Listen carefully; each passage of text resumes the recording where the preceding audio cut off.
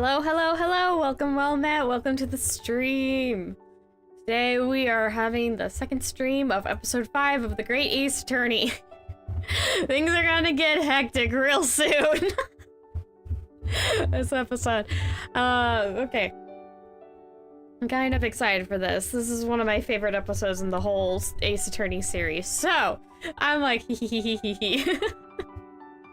Which is really bad, given that what's gonna happen, but I'm like, story time. Not really what the details are. I'm like, those are kind of bad. It's an Ace Attorney game. This one... yes, hold on to your britches for this one. A little bit. Okay, let me jump in with just here. Oh, you need to go, little bud. Okay. Yeah, we stopped just after a Mr. Fancy Pants in White, who was very, very sketchy as well. To put a little lightly, threatened the main cast of characters, and then Gregson showed up with a bunch of cops and scared the man away. And now he's explaining why, I guess, he's kind of around, because... the cop showing up isn't strange. Gregson in particular showing up is a bit strange. And yeah, let's see. Where? Yeah, this one. Ah, okay, loud. Yeah, he's like getting away and stuff. Yeah, the whole of Britain could meet its end if I don't get to the bottom of the case I'm supposed to be working on.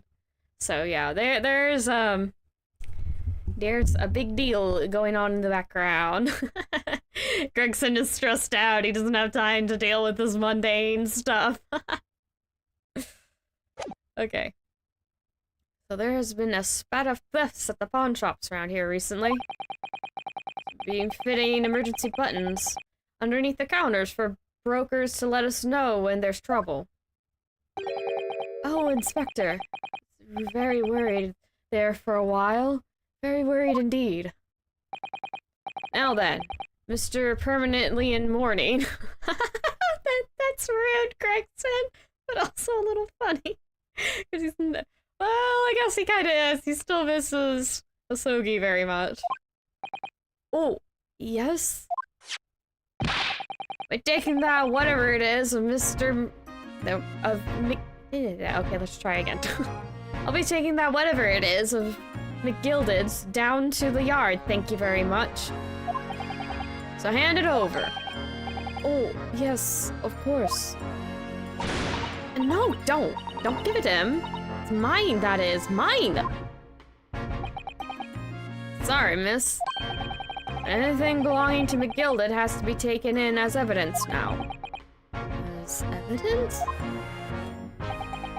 If the police demand something as evidence, my dear fellow, we have no choice but to oh gosh, I know this word, but am I gonna be able to say it? I don't know.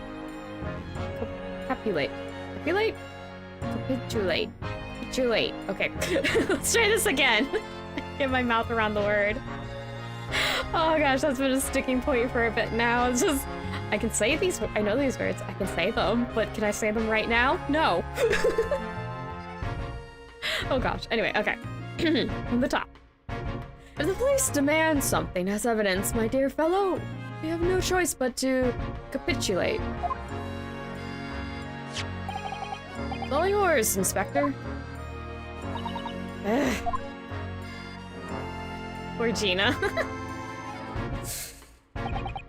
And so, we handed Mr. McGilded's disc over to Inspector Gregson. They were summarily turfed out of the shop onto the street. That sounds like they picked you up by your britches and threw you out. Yeah, I knew you were right, and at the end of it, continued a little more closer than I thought. I could have gone into it, but I thought there was about a few more minutes. Oh well. Last time I really did have to finish it. I'm gonna save it. Game asked me to save, I'm gonna save. Tough fuckaroonies. Okay, so they're on Baker Street. Let's go. See? That's why I hate grown-ups. All they do is feed you a pack of lies and take stuff away from ya. Oh, really? Really, Miss Lestrade? Tell me, is that overcoat keeping you warm? What? Am I? Surely you were given that. Yeah, the D let me keep it, after I looked daggers at him for long enough. He went through the pockets and then said, "Go on then, have it," for telling me to Scarper? Scamper? It doesn't look like Scamper. Whatever. This pays off giving people a look like you hate them. I have a feeling that it's going to get you in serious trouble one day. Not bad. What I really want was that nice shiny disc, mind. The music box disc? Mr. Windibank said it was practically worthless. I think I'm gonna go have another bash. Give him a long, hard stare. I think not, Mr. Lestrade. We shan't enter Windibanks again today. Why not? That's not fair. It can't be helped, I'm afraid. Police are investigating the scene now, and taking a statement from Mr. Windibank. The disc okay, I'm tripping up on this. But that disc's mine. I had the ticket for this coat, and it was in the coat's pocket. It should be something else and all. That's what that rotten cove said, ain't it? Yes, he did mention something about another article, didn't he? Well then, that's mine too. Whatever it is. Oh, she's really pushing her luck. Miss Lestrade, I think it's time to admit defeat. Had your haul for the day. Yeah, it was all your fault, Shlomes. What are your plans now? You dine with us this evening? Eh? Harris would be delighted to cook, I'm sure. And might entertain you with a modest violin recital.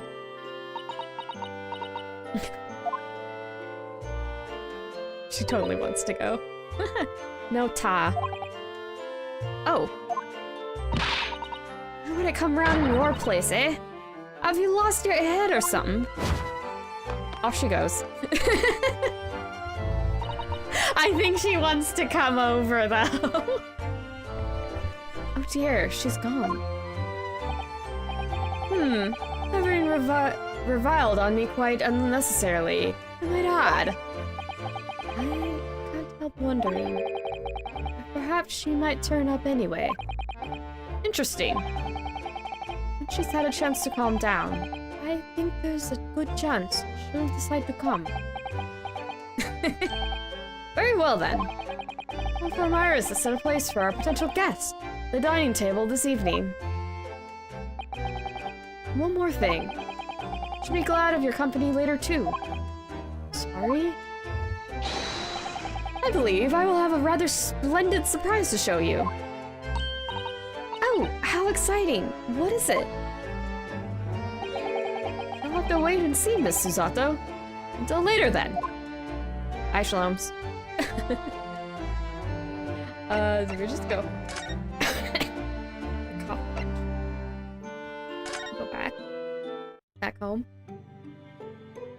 No. What do I do?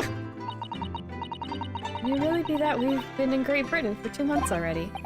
Yes, it's gone by in a flash, hasn't it? What an English gentleman you trailed off there, Susato-san. I'm so sorry. When I thought it through, I realized it's not at all true, actually. I suddenly don't feel that any Britishness has really rubbed off on you. Susato! That's a little mean! Who are you, to be honest? Well, that's obviously because... Yes, I know. Without a doubt, it's your kimono.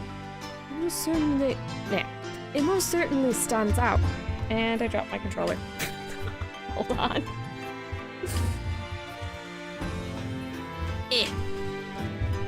I think this is Susato's theme playing.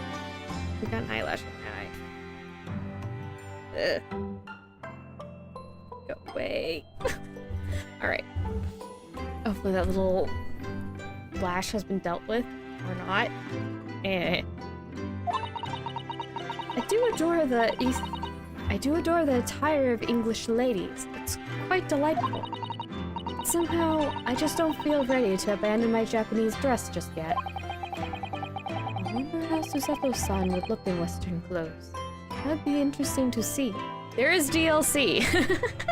She does have a Western outfit. Actually, I think it's only for the second game, though. It has outfits you can put on. I'm not gonna do that, though. I might show them off, though. I'm gonna have to double check that because it has all the DLC stuff. Some of that is spoilers. I have played through the game already, so I've unlocked everything. I'm like, I'm gonna have to check to make sure I don't do spoilers because that would be bad. Okay. Okay, do we actually have to go to... Oh, sweet. Okay. Yes. Answer. I had to go here. I went to the wrong place. Oh well. This is Iris's side of the room. That much wasn't obvious. Ah, Susie! And Bruno! Come in, come in! Good afternoon, Iris. Thank you so much for breakfast this morning. Oh, don't mention it! Goodness! The time already! Busy as always? I am! I'm preparing everything for dinner this evening. Already? You're obviously cooking something special, are you? Oh yes! After all, we have a special guest joining us! Guess who it is? Go on! You'll never guess! But those little eyes of hers shining. Oh dear. It's awkward when you already know the answer, isn't it? It's Ginny! Isn't that exciting? Oh, what a surprise! Yes, that's wonderful news. Wow, Iris seems to have enjoyed the idea. Can't wait to learn some pickpocketing tips from a real professional. Iris, no. Oh yes, that does sound like fun. Ryunosuke, no! Well, that actually might be helpful for you. Oh yeah, agreed. I'm not sure that's entirely appropriate. Are you Mr. Naruhodo? By the way, Iris, what is Mr. Shlom's up to? What is he up to? He's at his desk. Really? Oh, he's been like that ever since he got back. Hello, Mr. Schnoms. I beg that you won't... Oh, okay, this is... I beg that you won't speak to me. Sorry? I don't know who you are, but kindly take your leave. As you can see, I'm not here. I don't know how to respond to that. I do apologize. When he gets like this, he's completely oblivious to everything. Yes, I see. Really, he behaves just like a child sometimes. Really does. Drinkies. Mr. Schloms and Iris have something of a parent and child relationship, don't they? Yes, except that Iris is clearly the parent here. Come to think of it, I wonder where her real parents are. What's the matter, Bruno? You have ever such a funny look on your face. Oh, no, it's nothing. I know what it is. Why does this girl live here with Mr. Schloms? You're wondering, am I right? How did you... Oh, Bruno, I can read you like a book. This girl is dangerous. You were very silly, Ryunosuke. Don't worry, you can ask me anything. I won't mind. Talk to Iris. Put down my water bottle. Eh.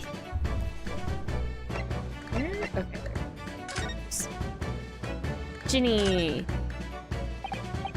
So, by Ginny you mean Miss Lestrade, the young woman from the McGilded case 2 months ago, right? Yes! Who stole my experimental smoke grenade launcher. Although, after that trial, I invited her back here. We had dinner together. And now we're best of friends! Oh, what a lovely tale! Yes, now I bump into her on the street. She runs away as fast as she can. Oh. And I chase after her down the back alleys. Interesting idea of friendship. Iris is determined. But she is also 10. And then I let her have the latest color of smoke grenade I've developed. Oh. There are so many beautiful colors in the world. Ginny wants to make a whole rainbow. I suppose this means you've let Miss Lestrade keep the smoke grenade launcher, have you? Yes, that's right! I got bored of it anyway. Hurley always reacts the same way when I shoot him with it now. Iris! Don't do that! Or Hurley. Oh, I can't wait for Ginny to arrive. I always want to say I called her Gina. Wait, not Gina.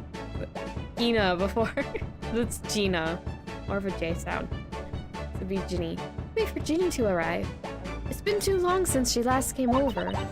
I'm so excited. I just hope she does actually come. Living with Shlomes. I'm sure you've been wondering why it is that I live here with Hurley, haven't you? Well, it has crossed my mind. That and where are your real parents? Aw, she looks sad. My mommy and daddy aren't with me anymore. Oop. Mommy passed away when I was born. And around the same time, my father, well, he had to go to a faraway land because of one of the cases he and Hurley were working on. Oh. Wait a minute. Did you say he and Hurley? Yes! Daddy and Hurley were always solving mystery cases together. He didn't mention that before. The music's picking up. He wrote them all up in his diaries. That's what's in the middle chest over there. Really? He recorded them all? So, you mean it's true, Mr. Shlomes? Really did have a partner with whom he tackled some of his most taxing cases. Oh yes, I mean, it's always nice to have one, isn't it? Mr. Shlomes' partner was your father? Exactly! Oh my gosh, I just noticed the little keychains off her backpack. It's so cute. It's a little Shlomes bunny and... oh gosh, I can't remember what her little plushie is. I don't think it was a rabbit. Was it a cat? Or was it a rabbit? I don't remember. I'll come up later though. But she's got little keychains. They're very cute. Okay, less distractions. Hurley told me I wasn't allowed to look in the chest. That only made me want to look even more. So I opened it up. And you found your father's memoirs. Yes. So I asked Hurley, who wrote these? He nearly fell off his chair. He is prone to falling. Then he told me that's when I found out what but then he told me that's when I found out that the author of all those accounts was my father. So Iris' father was Mr. Shlomes' partner. Iris' father. I've practically lived with Hurley all my life. I was tiny when he took me in. So, it came as quite a shock. When Hurley told me he wasn't really my daddy, I mean. It must have done. I wonder why Mr. Schlomes chose to tell you. And at such a young age. It usually works out better if you tell them when they're young. From what I've heard of people who are adopted and have their parents, if they grow up just like, yeah, it's a thing, I adopted you. Kids usually are like, okay, yeah, it's a thing, moving on. It's usually the older a person gets, the more shocking it is. At least that's what I have heard secondhand, so take with a grain of salt. Also, I imagine it depends on the person. Also, hello, Grandma Iris. Iris, in my total unbiased opinion, is the best character in the game. I appreciate you, Grandma Iris.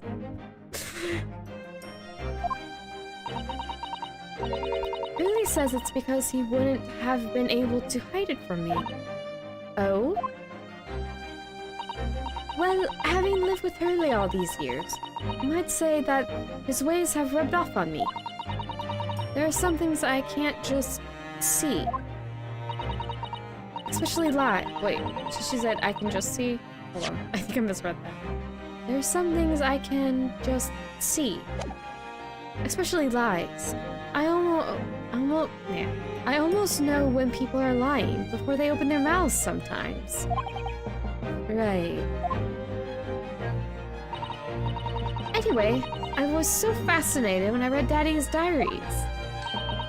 That's what inspired me to write The Adventures of Herlock Schlomes, actually. I'd always assumed Mr. Schlomes simply told you all those thrilling stories. Oh no, Hurley's hopeless like that. Forgets everything. As soon as he solved a case, it all but vanishes from his mind. Oh, I see. The other day, it was so embarrassing. As usual, he totally forgot about the case he'd just solved. So the very next day, he gathered together all the people involved and proceeded to solve the case again. It was quite a shock for everyone. You couldn't say that again.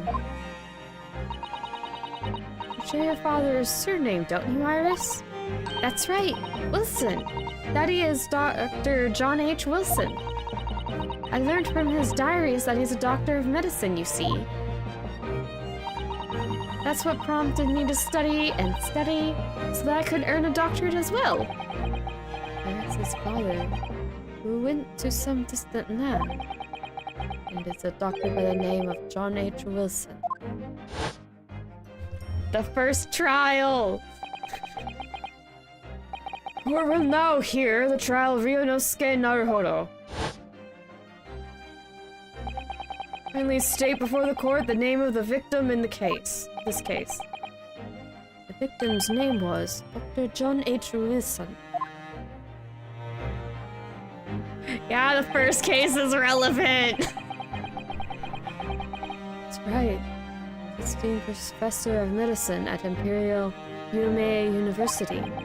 And the man who, was bizarre of circumstances, lost his life just before we left Japan.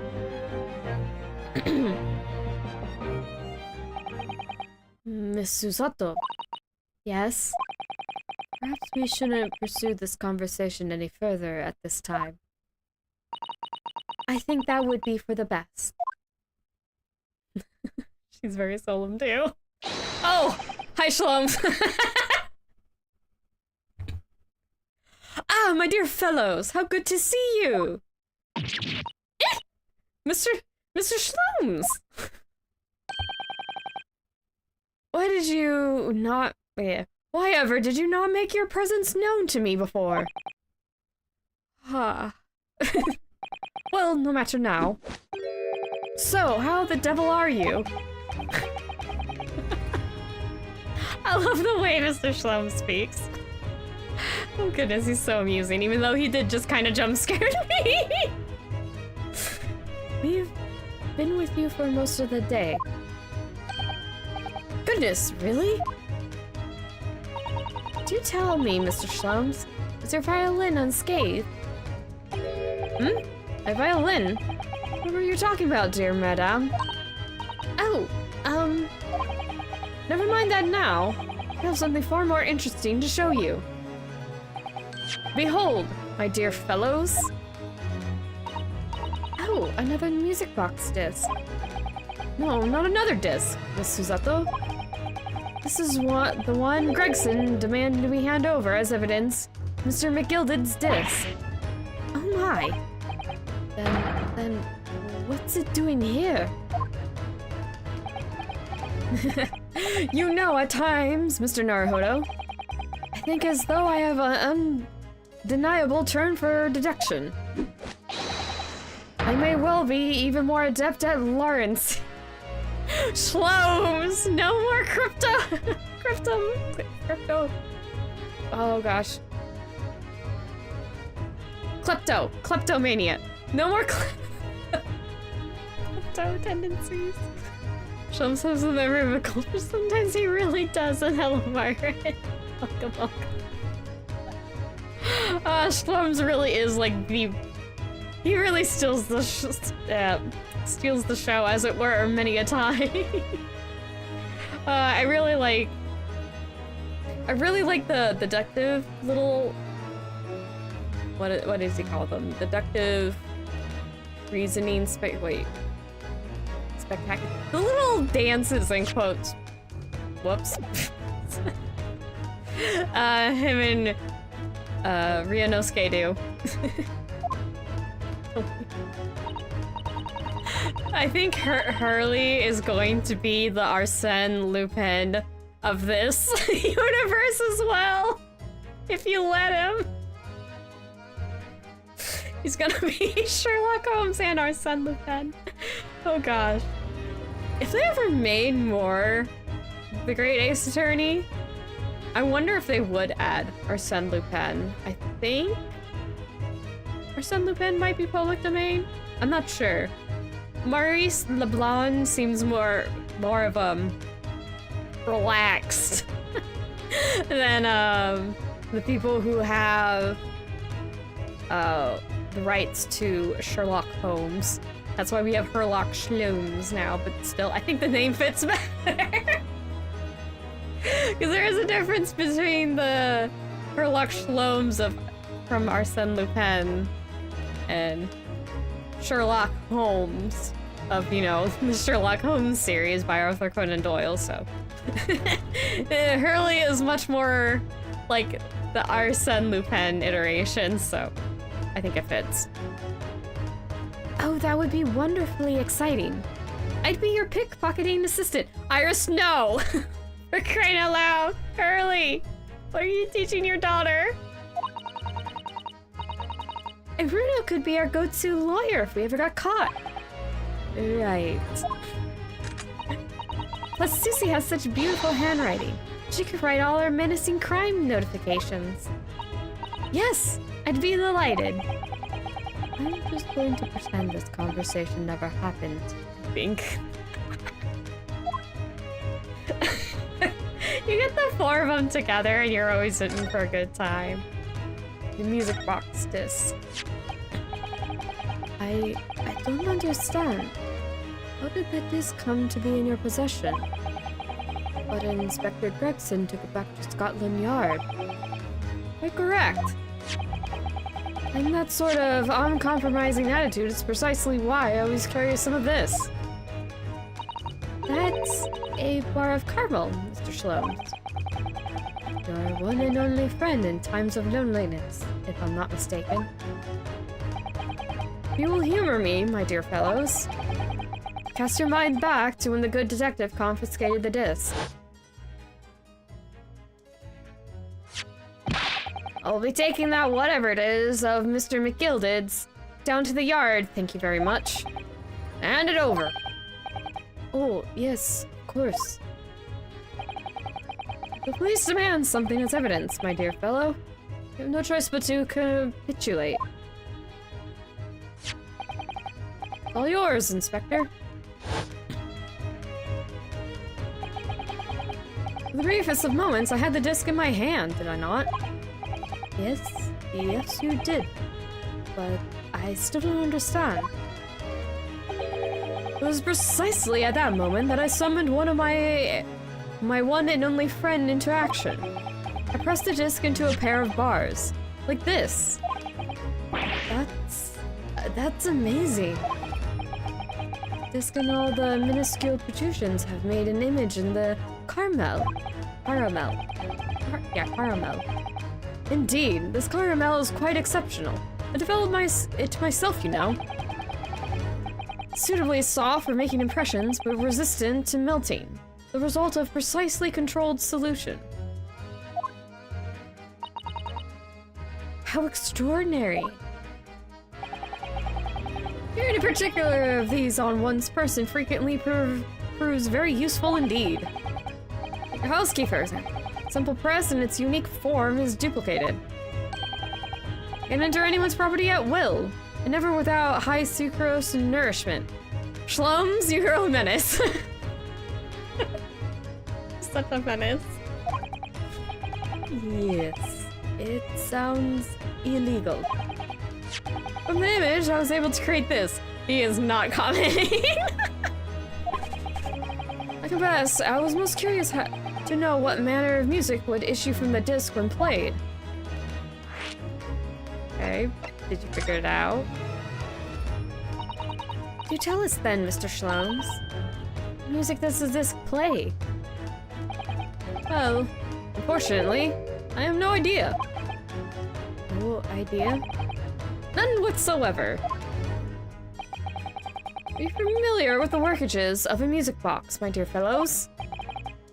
No, I'm afraid not. Goodness! You don't know, Bruno. Explanation time. Inside a music box, there's a special metal piece called a comb. That's what produces the sound. Music box sound. This is making me think of Professor Layton, and now I'm getting excited that there's a new game coming out. I am so ready for more Professor Layton. Puzzles!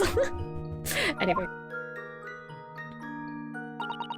Small... Wait. Protuberance? What? Protuberance? Protuberance? Oh gosh. Small protuberance. Small protuberance. That's hard to get my mouth around. That word. Words are hard.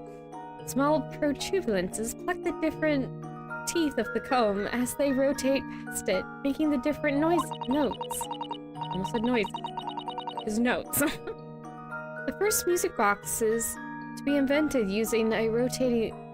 The first music boxes to be invented used a rotating cylinder with protuberances on it.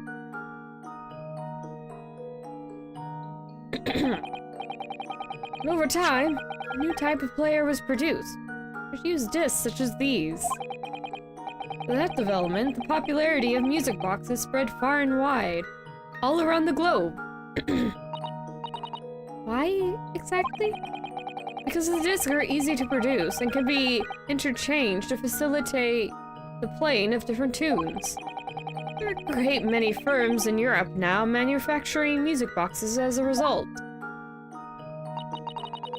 It is wonderful to be able to enjoy music, even when no performer is present. But it is the very success of the invention that means we are now presented with an insurmountable problem. What do you mean? As you might imagine, the construction of one's firm's music box does not match that of another.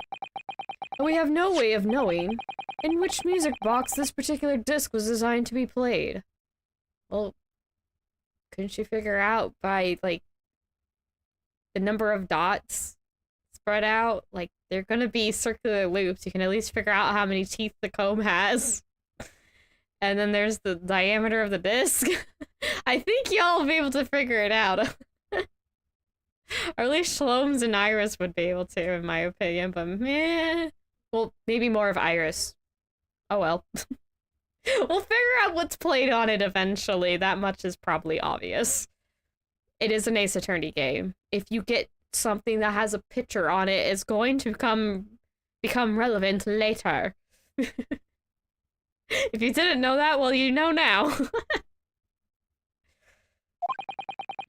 There's no resolution to this problem, I'm afraid. It's quite intractable. Ah, I see. So that's why. Naturally, I tested the disc in those few music boxes I have at my disposal. Oop, that sounds wonky. But as you can hear, to no avail.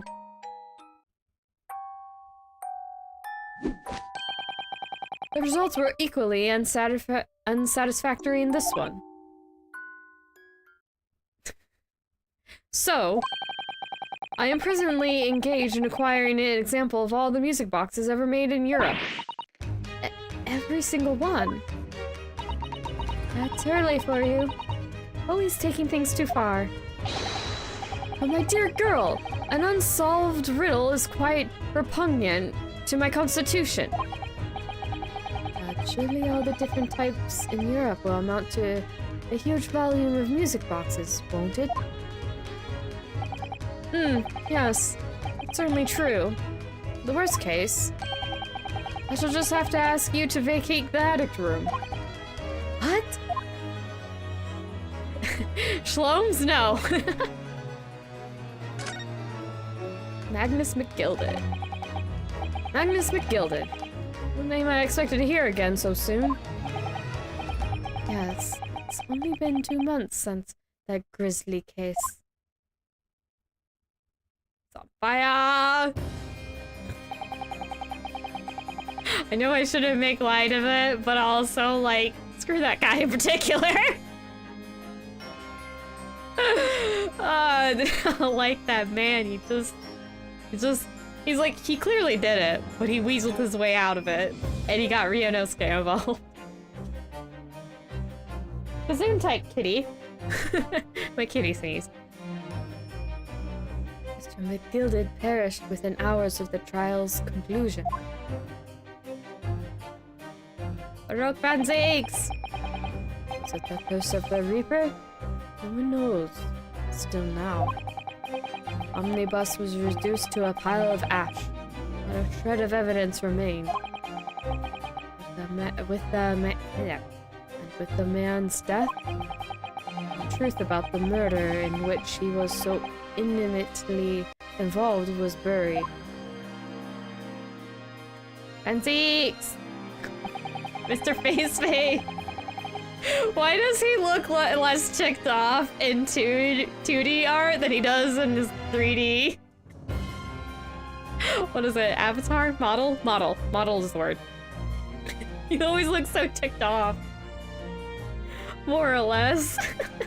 Like everything is just He looks a little more approachable in 2D. Even though we successfully established Mr. McGilded's innocence in the trial, the newspapers are still claiming that it remains an unsolved case. Mr. Mason! The murder of the brickmaker, Mr. Thrice-Fired Mason.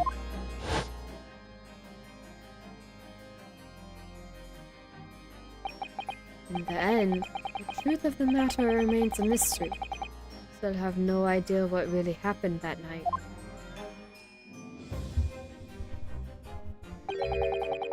And although Mr. McGilded was found not guilty through my defense, I still don't know if that was the right judgment or not.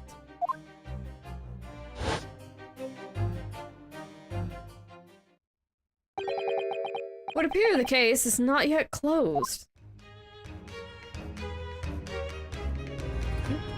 Hello, Iris.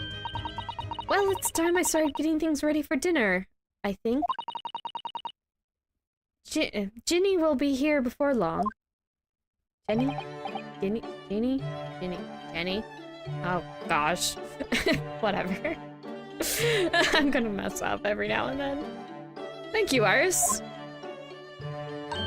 Oh, well, you must let me help you then. Of course, Susie. There's plenty to do. I think think I shall investigate the condition of my faithful performing partner. Now then, where did I leave it? This be a lesson to you, Mr. Sholmes. Never leave anything too precious with a pawnbroker. Yes, you may be right. Oh, that reminds me of something Mr. Windibank said before. He said that he had a manuscript of Iris's in pawn, didn't he? Did he?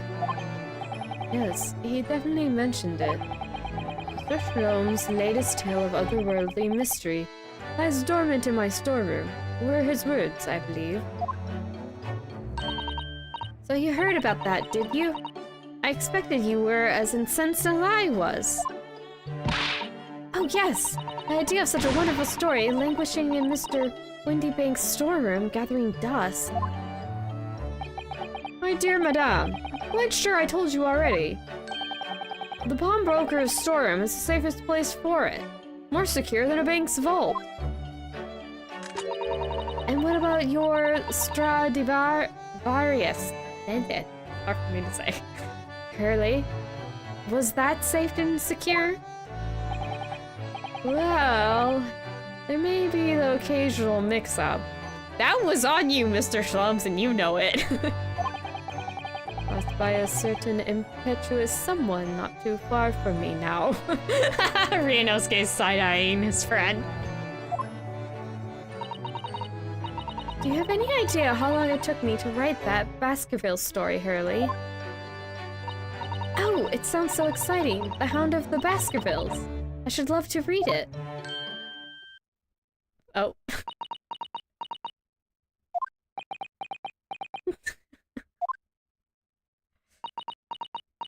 Things got awkward. Ah! Shlums looks angry and Iris is like, what? What's going on here? Why does it feel like an icy chill just swept through the room? Susie, what did you just say? You said the Hound of the Baskervilles. But how could you know the full title? Well, that's because Miss Susato is such a great fan of all the stories about Mr. Shlums, of course. But Ryuna, the Hound of the Baskervilles, has never been published.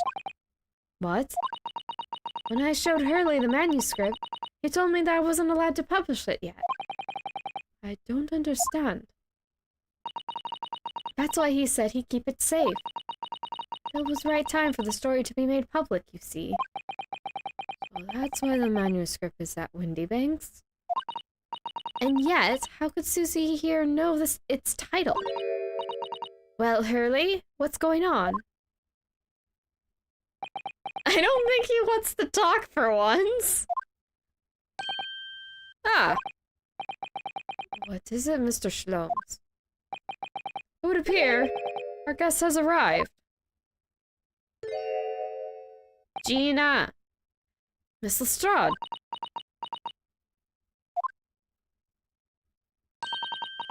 This was a bad idea. I knew I weren't welcome. I'm going. Gina, no! No, wait, Miss Lestrade. We've all been eagerly awaiting your arrival. Haven't we, Iris? He's like, come on. Don't make Gina feel unwelcome. Oh yes! Wait there, Guinea. We'll have everything ready in a jiffy. Come along, Susie. Right, of course. It's a pleasure to see you here, Miss Lestrade. Please make yourself at home. Don't stand in the doorway, my dear girl. Come in. What say you some medal... Oh gosh, what is this? Medelson? Medelson? What do you say some Medelson? I won't take no for an answer. Also, it is... Medelson it is then. Gina. Like, Kitty! Okay, hi. Meow. I know it has a cat sound report and I don't need a meow, but I hear the cat meow and I need to respond. Why am I like this? Good evening. I was prepared us all a meal that was more delicious than usual. Holmes's violin performance was in no way meddlesome. And Gina, as we came to call her, taught us all how to steal things from one another without being noticed. Everyone thoroughly enjoyed themselves, well into the night.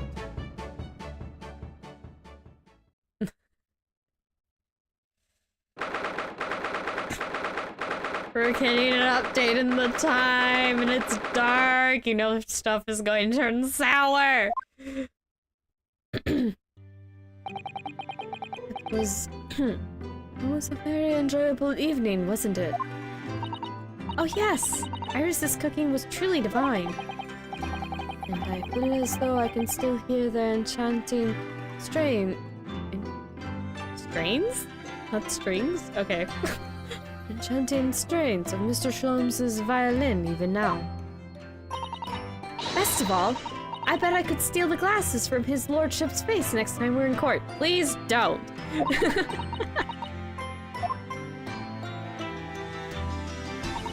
Naruhodo-san, could I consult you about something, I wonder? What's the matter, Suzato-san? It's about the telegram I received. Ah, the one that arrived first thing this morning, I suppose. I've been summoned. What? Summoned? What do you mean? The telegram was from the Lord Chief Justice's office. Lord Strongheart has asked to see me. Lord Chief Justice? When? Tomorrow morning. What? Then we have to start preparing at once. Oh, no. That won't be necessary, Naruhodo-san. I've been summoned alone. Alone? What on earth for? I have no idea. I suppose I shall find out tomorrow.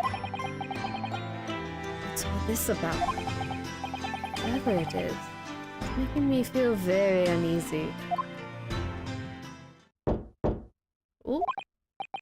Oh, who could that be, I wonder? Good evening, friends! Oh, you're a little ray of sunshine, aren't you, Iris? Ah, Iris. Hello again. Oh, Gina. And Gina, too! Yeah, Ginny's going to stay with us tonight.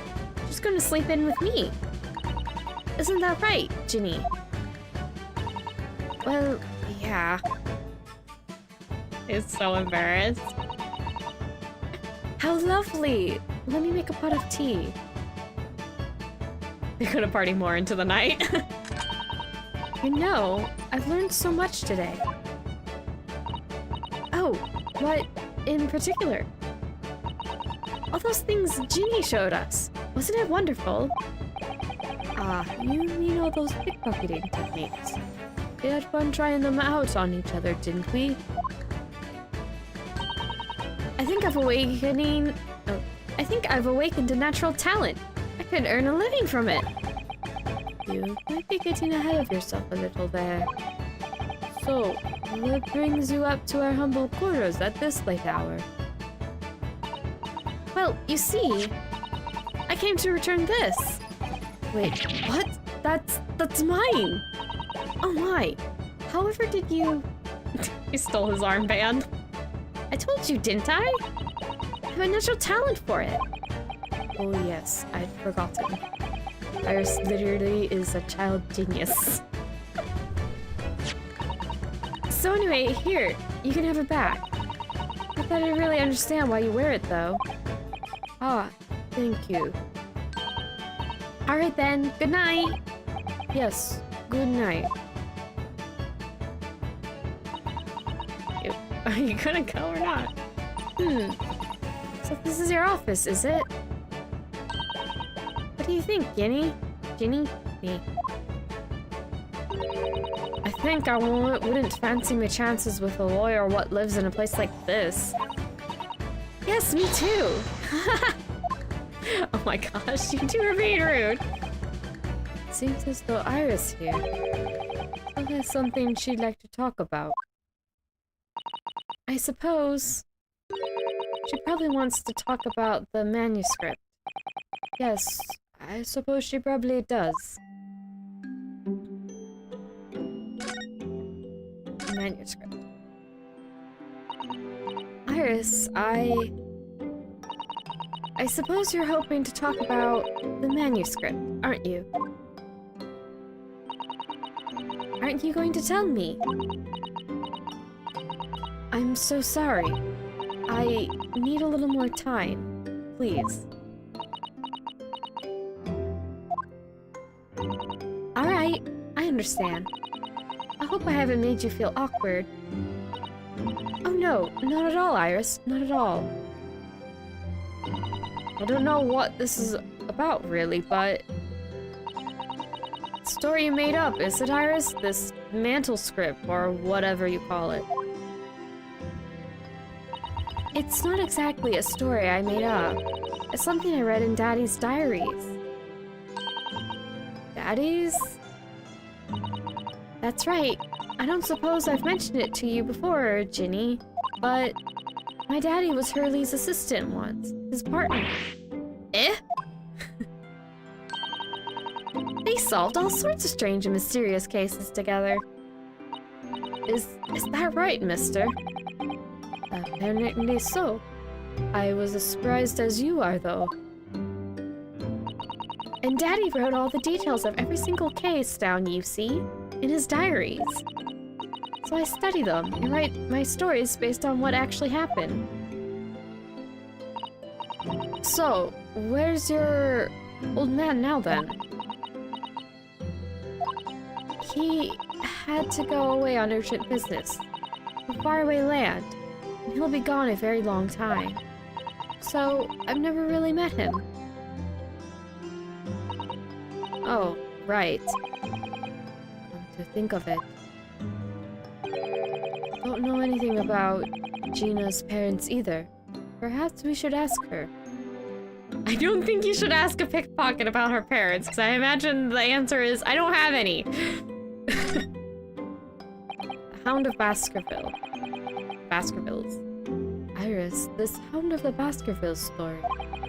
I take it that it's another tale inspired by your father's accounts? That's right. I thought it was fascinating. But it's different somehow. From the other cases, I mean. Oh? How? I don't really know. But it must be special in some way. Because after I'd written it, and I showed the manuscript to Hurley, he turned as white as a sheet. It was the first time I've ever seen him like that. Pains me to have to say this after you've toiled over it for so long, Iris. But this story must not be published at this time. Under any circumstances. What? But why not? It's one of my best works. I'm not at liberty to say. Not now. So please, do not ask me.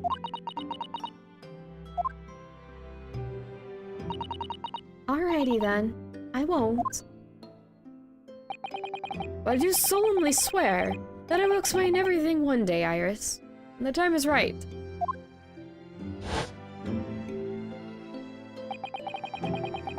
That's how the manuscript came to be with Mr. Windibank, isn't it? Yes. Hurley said it had to be somewhere very safe. This really gets my goat, it does. It's treating you like a child. It's mean what it is. With secrets like that. I'm sure Mr. Schlums isn't trying to be mean. Eh? If he said he wasn't at liberty to talk about it, I'm sure there must have been a very good reason. I think so too. You You lot are too trusting for your own good. But you can't pull the wool over my eyes. Shlums is lying to Iris. I bet my life on it. What? Hurley's lying to me? Aw. Okay, that's the end. That? Huh? Do I need to show her something? I don't have anything to show. Oh, wait, maybe is like Gina around? Yeah, she is. Okay. Gotta talk to Gina. Gina, not Gina. I'm gonna mess up. I'm just gonna bounce between the two. I give up. Your parents. I realize I don't know anything about your parents, Gina. Ain't got any, have I? Never did have. Oh. Look, the East End's full of orphans like me. No one wants nothing to do with us from the minute we're born, not even our mums. Oh, Iris is gonna cry now. But we all stick together. The older ones look after the little ones, and make sure they get by. So that's why you're a pickpocket.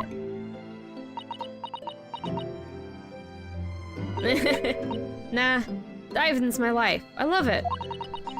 Get a kick out of it every time I lift some pompous idiot's purse. And that's how we've all afford us to eat. Unlike Robin Hood, ain't I? That's how I see it. No, Gina. Gina. Gina. I do think about it sometimes. What it'd be like to have parents, I mean. I always thought it'd make everything alright. But having to listen to what Iris just said. Sounds like having parents ain't always easy either. Oh! I mean, you know you never had them. You don't feel like you're always wanting to meet them. It's true. I do want to see Daddy. So much. Oh, Iris.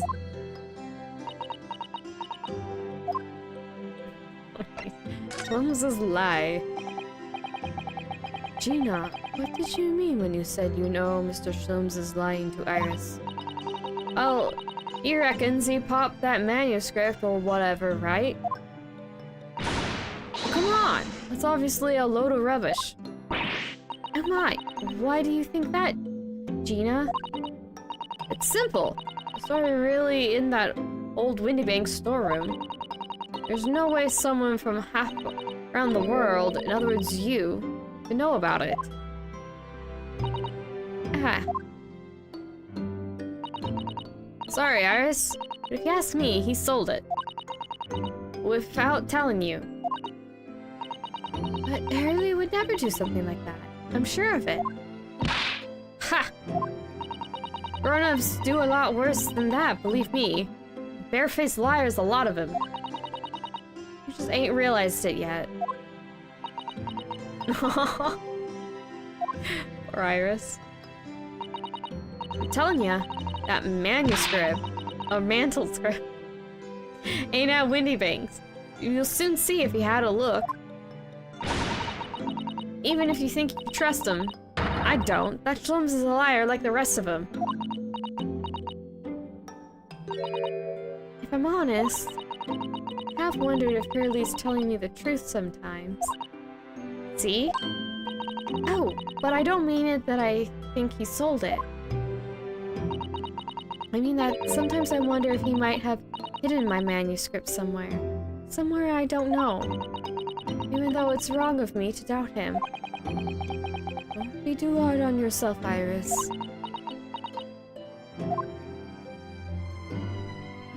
Oh gosh, now everyone's sad. Oh my goodness, look at the time. Come along, Jeannie. We should go back downstairs.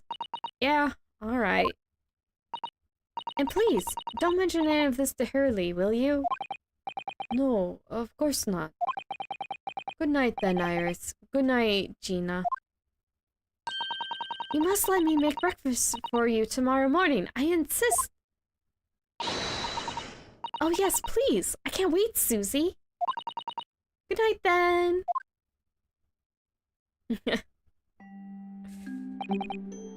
Iris. It's sure easy to forget, isn't it? Sometimes she speaks just like an adult. But deep down, she's still just a child. Well, I think it's time I returned in for the night, too, Naruhodo-san. I like how she says Naruhodo-san was just, like, her. Or it's just Japanese people around. Yes, poor Iris indeed. You're John H. Wilson, Iris' father. But also, the name of the murdered visiting professor at Yume University. It can't be mere coincidence. There's something deeper going on.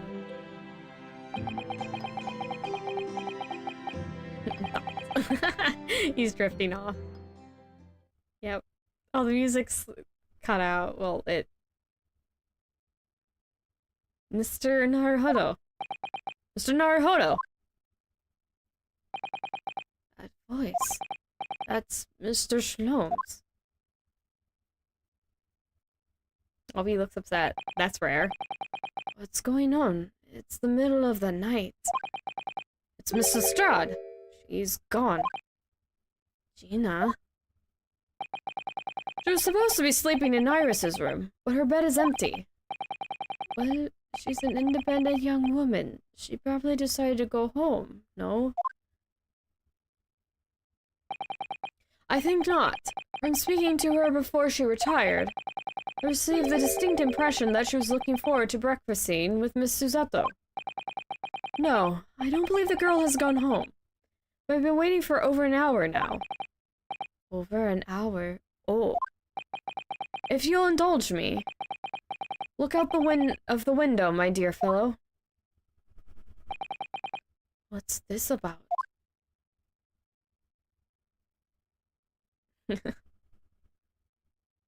Oh, there's lights in Windibank. Wait a minute. Why is there a light on at this time of night? That's Mr. Windibank's Pawnbrokery. Mr. Windibank's? Oh no. It's simple. That story was really an old Windibank storeroom. There's no way someone from halfway around the world, in other words you, would know about it. Maybe when together they speak Japanese, but the game does everything in English, so calling him Naruhodo-san is an indication of that. Yeah, that's what I was trying to get at. I was like, she does Mr. Naruhodo, but that's when she's speaking English, but I imagine that if she says Naruhodo-san, she's speaking Japanese, but can't really see that. Sorry, Iris, but if you ask me, he sold it. Without telling you. Plot thickens. Nina have gone? Seems you have some knowledge of the situation, Mr. Naruhodo. Sorry, oh no, not really. Well, anyway, we must investigate. Oh, at once. Who was that? Oh, it's Susato. Okay. It's Susato. Susato's like, I'm coming. It's okay, there, Grandma Iris. I knew what you meant. That's all that matters. There are two Windibanks. It's open. And the lamp is burning. It must be Gina, isn't it? Let us hope it's nothing more sinister. What? Come, not a moment to lose. There is something is afoot inside. I have never seen Mr. Shalom so serious for this extended period of time. There's no one here. Oh yes. There is. Oh. Ah! Mr. Shlooms! Mr. Shlooms! Has Mr. Shlooms been shot? Leave me, Mr. Naruhodo. But after them. Go! Right.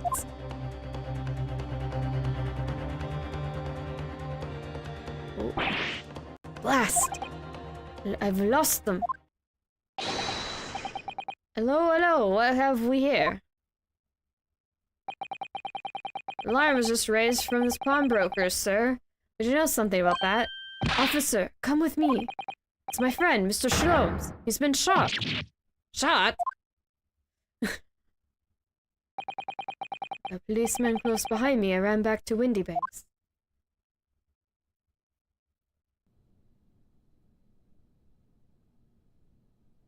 Oh, it's a lamp. Sholmes is on the ground. Oh. Mr. Sholmes! Mr. Naruto! How bad is it? Never mind me, but there's much at stake. Behind that door. In the storeroom. Hurry!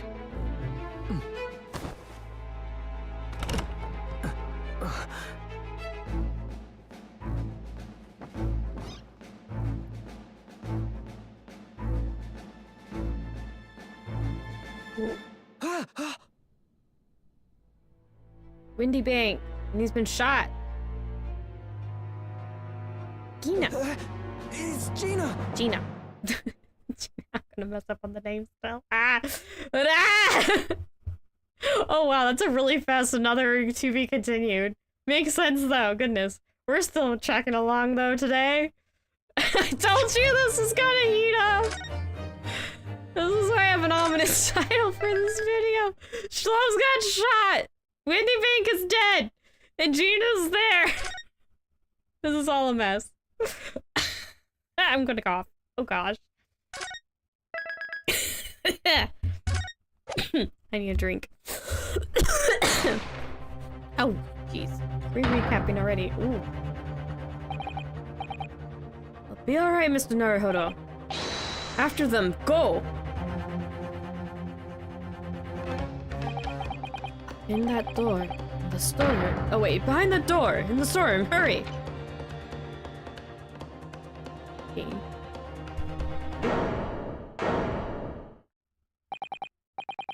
It's Gina. Oh, she has a gun in her hand. From that moment, Windibank's pawnbrokery became a crime scene.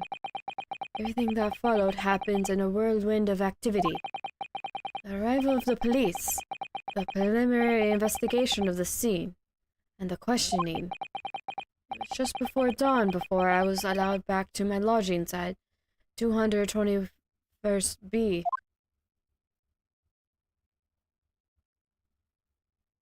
There's a kettle. 6:21 a.m. Oh god, goodness. Oh, Iris. Oh, Rihanna's case said the same thing. Oh, Iris. Yeah, I'd be pretty upset too right now. A telegram came, but all that it said was, wait at home. Oh, yes. We asked one of the policemen to have it sent. It was simply impossible to come back. When I woke up, I was all alone. Hurley and Ginny were gone. Everyone was gone. What happened, Bruno? Poor Iris. She's trembling. She's obviously trying very hard not to let herself get too worried. That'll explain everything that I know. Something awful has happened, hasn't it? Yes. Your dad got shot, unfortunately. Yes, I'm afraid so.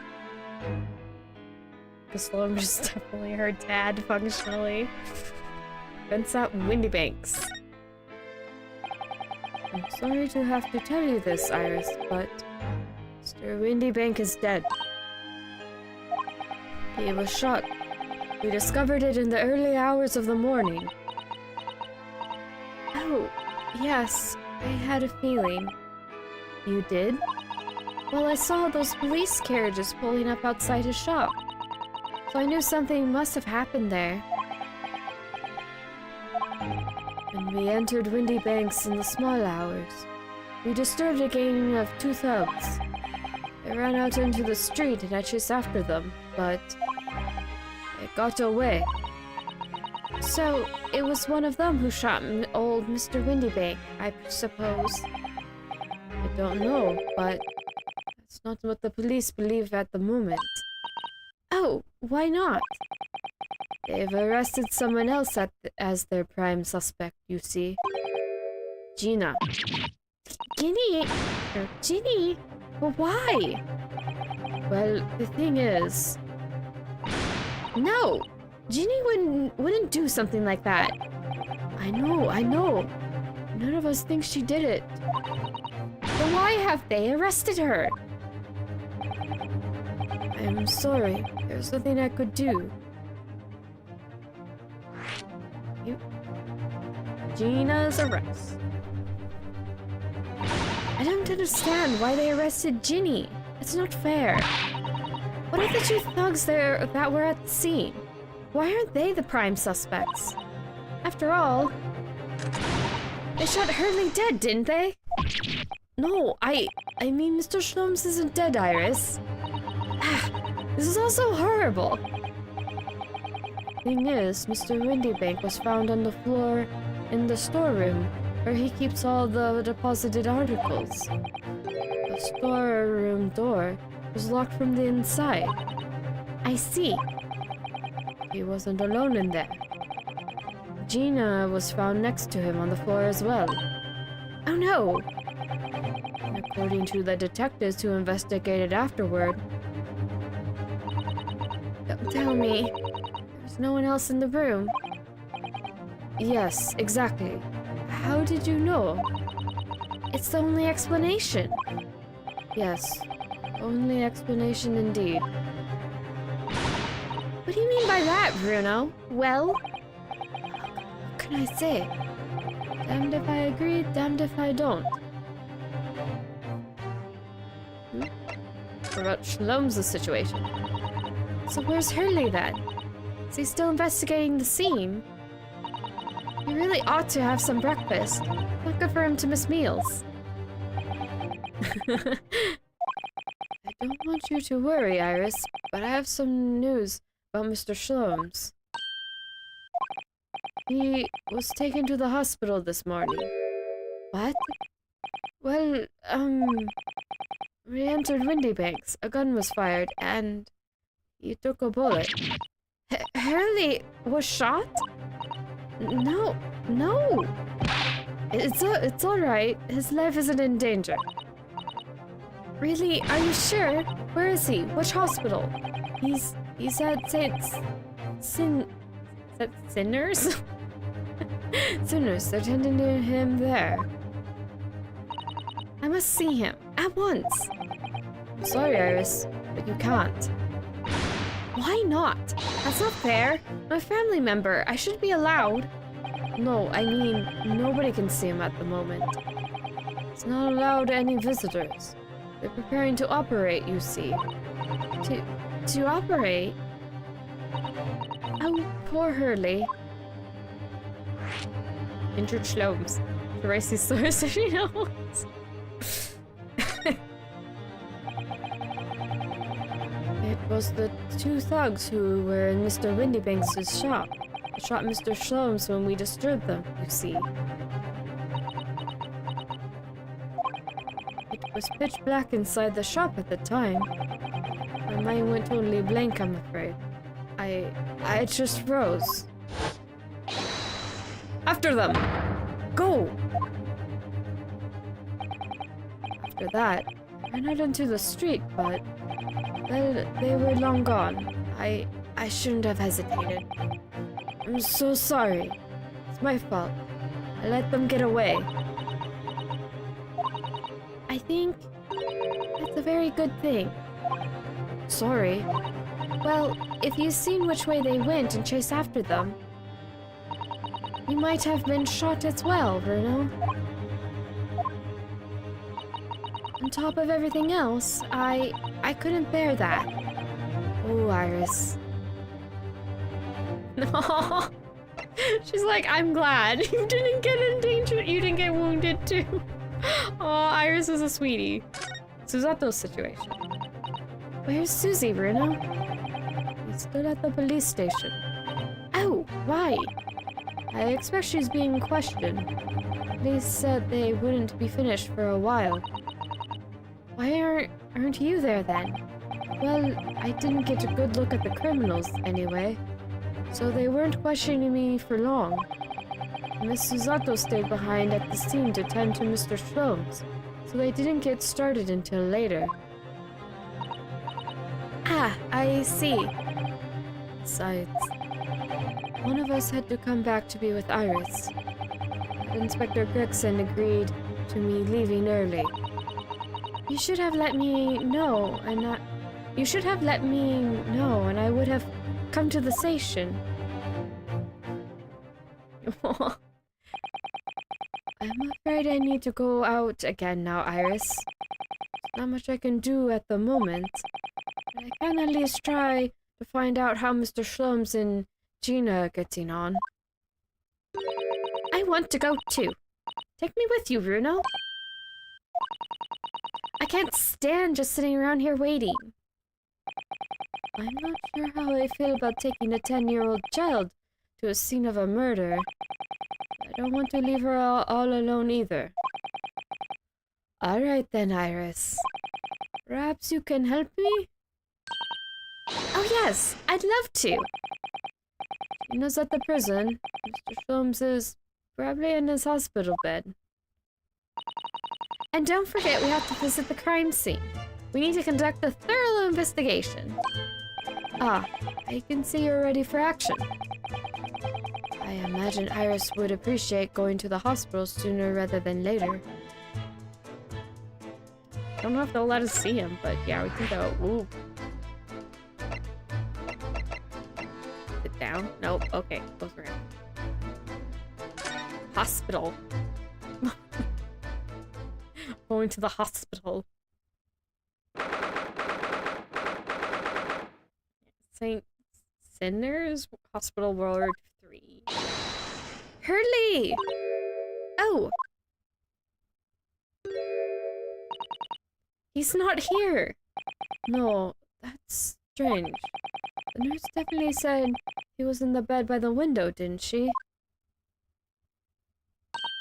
Oh, I know what's probably happened. Hurley was being a big baby, and the bullet wound wasn't all that bad after all, so he's been sent home. I'm not so sure about that. Maybe or not.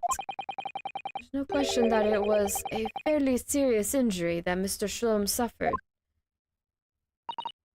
Oh. Hello, hello. What have we here? This water is off limits. No visiting. So what are you doing here, eh? Well, I'll have you know, we're Hurley's next of kin. Eh? Oh. Well, begging your pardon then, ma'am, sir. A little lady and a curious Eastern gentleman. The great mystery solvers and mysterious family, eh? That's how you see us. Sure. Where is he, Constable? Where's Hurley? I believe he's currently in the operating theater, ma'am, undergoing an extensive operation. Extensive? It has been several hours since he went in. Oh dear. Is he gonna be alright? Well, he doesn't appear to be working, you see. An anesthetic, that is. Oh! I have heard a report that gentleman claims he may have had a little too much to drink last night. Coffee, that is. Huh. Anyway, I think it would be fair to assume that he won't be back here for several hours yet. I see. Thank you, Constable. Perhaps we should leave and come back later. Oh, poor Hurley. Okay. Let's see. Let's talk to Gina.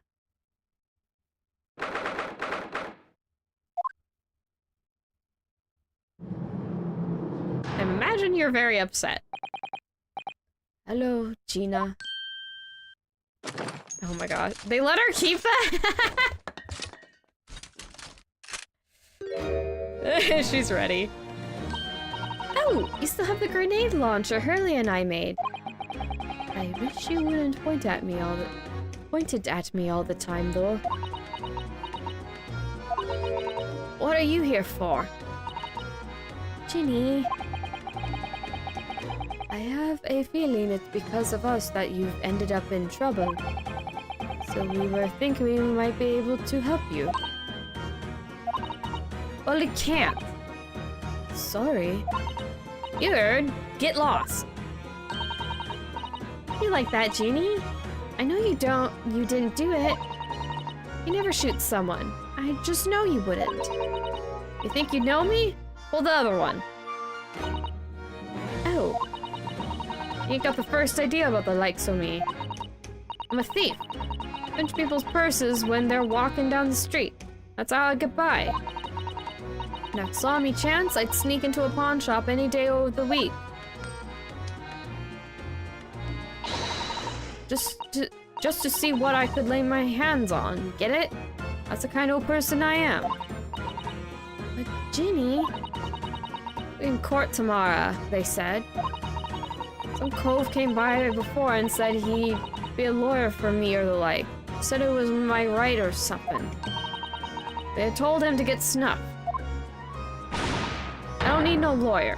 Don't need no one. You couldn't be staring at me any more obviously if you tried. Why are you being like this, Ginny? She's had a tough night. Legal representation. I don't understand, Gina.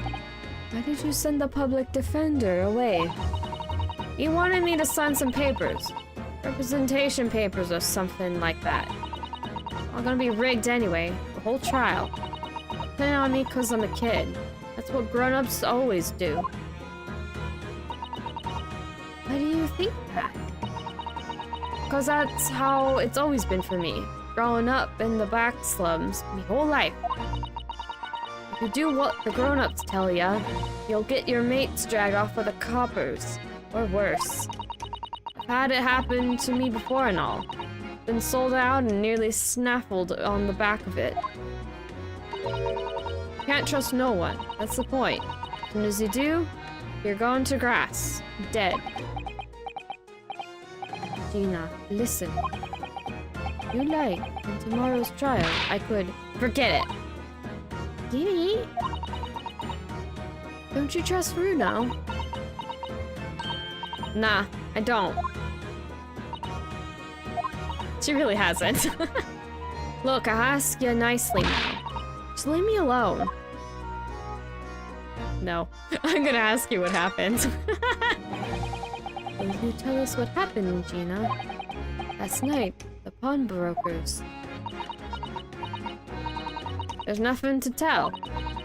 Figured it'd pay me, so I broke into the place and started going through the storeroom. The little bloke walked in on me, and you know the rest. Why, Ginny? Ginny, why would you do that?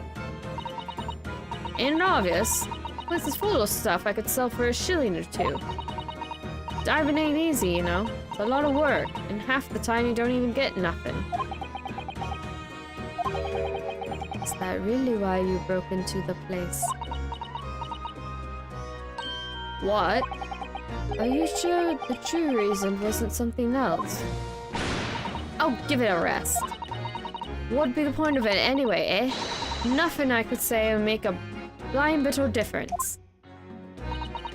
Please tell us, Ginny. We'll believe you, whatever it is.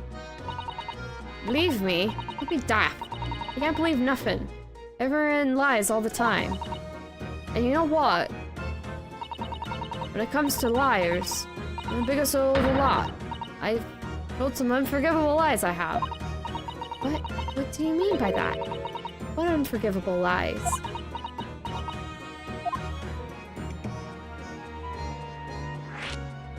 Ooh, unforgivable lies. What do you mean before, Gina? It's Gina. No, it's not Gina. It's Gina. Gina. Okay. I really need to think about it. Ah! What did you mean before, Gina? When you said you were the biggest liar of the lot? Why don't you tell us what these unforgivable lies you've told are? Maybe we can help. Sorry. Out of time. They're gonna wanna question me now. Gina, please. Oh, yeah. I wanted to give you this. Something to remember me by. It's a cat. It's a meow meow. A photographic print. A really adorable cat. Meow. I found it in one of the pockets of this coat. Ain't no point with me having it. I wonder what a little photograph like this was doing in a pocket of that overcoat. Anyway, don't bother coming again. Bye. Oh, Jeannie. Right, photograph. We have a court record now. Okay. Come on, check that. Picture. Oh, I can. Ooh, stuff on the back. Oop, I'm in the way. Whee! Look on the back of this print here. There's something written on it. 13th February, 9 p.m., article deposited, 1 small box. Loan amount paid, 10 shillings. Redemption deadline, 13th April, 9 p.m. So this photographic print is a redemption ticket. 13th February, that could be significant. It's just 2 days before the murder on the omnibus, wasn't it? A small box. It doesn't tell us much about it, does it? Bruno, if Mr. McGilded still had the ticket, then presumably he never redeemed the article. So do you think the box might still be present somewhere in the shop? Ah, yes. It's something McGilded deposited. We need to investigate. Update! Immediate update. It's a kitty. Alright, let's move to the crime scene then. That's going to be where? Oh, there. Here we go. We're going to here. I need to move again. I'm over here now. 16th April, Windibank's Pawnbrokery. There's coppers! Hello, coppers. That one is very intently staring. Are you reading the ledger upside down? Sir? Shouldn't you be on the other side of the desk? This is where it happened then. Last night. That's right. The two thugs I told you about were obviously ransacking the place, looking for valuables. But apart from the policeman in here, you wouldn't know anything had happened. There's no sign of it. There's literally a broken plate right there. There's a small amount of disturbance, at least. No, you're right about that, actually. In fact, if anyone, it's the police who seem to be the ones doing the ransacking. I know what you mean. They're like a gang of organized criminals, all dressed in black. You're dressed in black. Oi, I heard that. Gregson. Oh, Inspector. Good morning. I suppose I ought to thank you for your vigilance last night. We got to the scene before it was disturbed, at least. Shame you let the two rogues get away, mind. Yes, I'm sorry about that. I thought you had signed extra men to the beat around here, Gregsy. Now look what's happened. Hurley's been injured because there weren't enough police on duty. She's so... Ah! Your ladyship! No one told me you were coming. I expect you to take full responsibility for what happened to Hurley, and see he has the very best medical care. Of course, your ladyship. Very best doctors in the capital attending to him as we speak. And I don't think it's Runo's fault the rogues managed to get away, is it? Chasing criminals is the police's job. Absolutely, your ladyship. As you say, ma'am, as you say. She's got you around her little finger, Gregson. This man. How? Now I'm also like, how many people are not able to say no to Iris? Like, Shlomes often can't say no. I mean, he can say no sometimes. Ryunosuke and Susato don't like saying no to Iris. Gregson absolutely doesn't like saying no to Iris. Everyone's like, in this house, we love our 10-year-old. She's a good girl. We're gonna make sure she's raised well. Oh boy. The gent in black is totally blameless. Everyone's in agreement about that. Would you believe it? It's like a completely different person with Iris. But a personality change. Oh, where are me manners? Are you thirsty, your ladyship? Perhaps you'd like some juice? Some nice refreshing fruit juice? Oh, why? Are you thirsty, Gregsy? I have some of my special herbal tea with me, if you'd like some. He's chugging that down. Ah, lovely. Ta very much. That really hit the spot, your ladyship. Look at this man. Look at this man. Also, this is like the nicest face on Gregson, I think. He's all shiny-eyed with his teacup.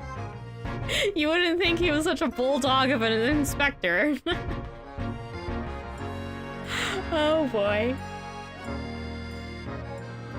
I don't even recognize him like this. Hi, Gregson. I'm gonna talk to you.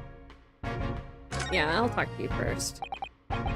So, how is the investigation going, Inspector? Nothing to it, really. Very simple case, this. You say that, just wait for it.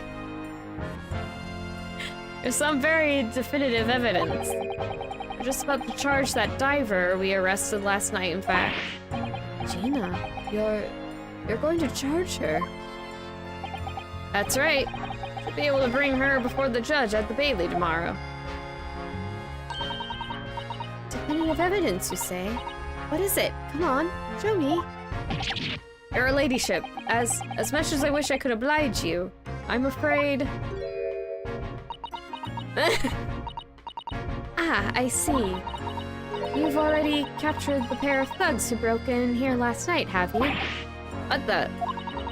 And you're going to put them on the stand as witnesses, are you? How could you? How? How could you possibly know that? I am indeed curious. I had a feeling, that's all. Remind me never tried to keep the secret from Iris. You arrested the two men who shot Mr. Shlomes, have you? Well, yes. They were rounded up pretty quickly by the lads on the beat. And Miss Lestrade is being held at the prison? She should be. That's assuming she hasn't lifted the key from the jailer, of course. Oh my gosh. Mr. Shlomes. Can you tell us anything about Mr. Shlomes? What's his condition? Sorry, not at liberty to divulge that information. Scotland Yard matters are strictly confidential. Well, I know he's being operated on at St. Sinners. Why can't I see him? I'm family, you know. I'm terribly sorry, your ladyship. It's the hospital's policy. No visiting at all. Oh. Bullet must have hit an artery in his midriff. Lost a fair bit of blood. Oh no. It didn't seem too bad in the first hour or so. But a hemorrhage like that is enough to make even the one and only Shlomes pipe down. Mr. Shlomes is a human like the rest of us, you know. Well, anyway, He's having emergency surgery right now. They've got to stop that bleeding. But he will be alright, won't he? They'll be able to make him better. Oop. Iris being young and precious with a sad backstory hits everyone in the Doki Dokis of their heart. Being Iris a disappointment is impossible to contemplate. You know, that's an apt summary. They're like, we don't want to upset the orphan child. Who is a genius and a big old sweetheart. I really do like Iris. She's a very good character. Well, then again, it's the Great Ace Attorney. Everyone's a good character. The Ace Attorney series in general. Have we actually gotten any really noticeably bad characters? I mean, we've probably definitely had a few simpler characters, but like straight up like poorly written, like they keep going out of character and everything. I don't think so. I mean, there's certainly been characters I don't like, but yeah, there's no like really standout, this character is poorly written kind of bad character. There are bad characters, but that's because they're written to be bad people. But bad character in the not well written sort of way, I can't really think of any. So if there is any, it's not that, you know, it's not that noticeable, not that bad. Anyway. Of course, your ladyship. Be right as rain as before you know it. Really? How do you know? How do I know? Well, because, of course... Ah, yes, because Mr. Shlomes is such a great detective, that's why. You'd better pray the doctors have a better grasp of what's needed to make someone well again. Oh dear. Please don't die, Hurley. I'll report to your ladyship the moment I hear he's out of the operation theater. And they do mean theater. I wouldn't suggest looking that up if you're squeamish. I don't want to talk about it because I am squeamish. Story has bad characters, but no badly written characters. Yes, exactly. Well summarized. Her ladyship. I couldn't help noticing, Inspector. What? Out with it, sunshine. Well, there seems to be a marked difference between the way you talk to me and Iris. Watch the sauce, Sonny. I'm a copper and we don't go in for favoritism. But he's right. You do treat us differently. That's because of those adventures of Herlock Sholmes stories. That's why. Oh. I crop up in them, don't I? Inspector Tobias Gregson. Oh, well, yes. Because you're an acquaintance of Hurley's. What did you write about the inspector, Iris? I don't remember, really. It was one of Sholmes' lines. Gregson is the smartest of the Scotland Yarders. That's how you put it. Oh, did I write that? And you know what the one line did for me? The very next month, my pay doubled. Doubled, I tell you. Oh, that's amazing. All because someone at the yard reads them. They read all of Herlock Sholmes stories. They've even sent up a fan club for me. Of course, that explains everything. It was around that time you became such a toady to me. Can you blame me? All it takes is one bad word from you and Sholmes could change his tune about me. Gregson? No. The great detective will say. He's getting quite overrated these days. Think what would happen to my salary if that came out in print, eh? The whole thing gives me the willies. Can't tell you how many nights of sleep I've lost worrying about it. But that would never happen, Greg, silly. Every month when the new Rand's magazine comes out, my hands are trembling as I turn the pages. Oh, how awful for you. Here, have some of my tea to settle your nerves. What was in that tea? It's just probably good tea. Ah, lovely. Ta very much. I really hit the spot, your ladyship.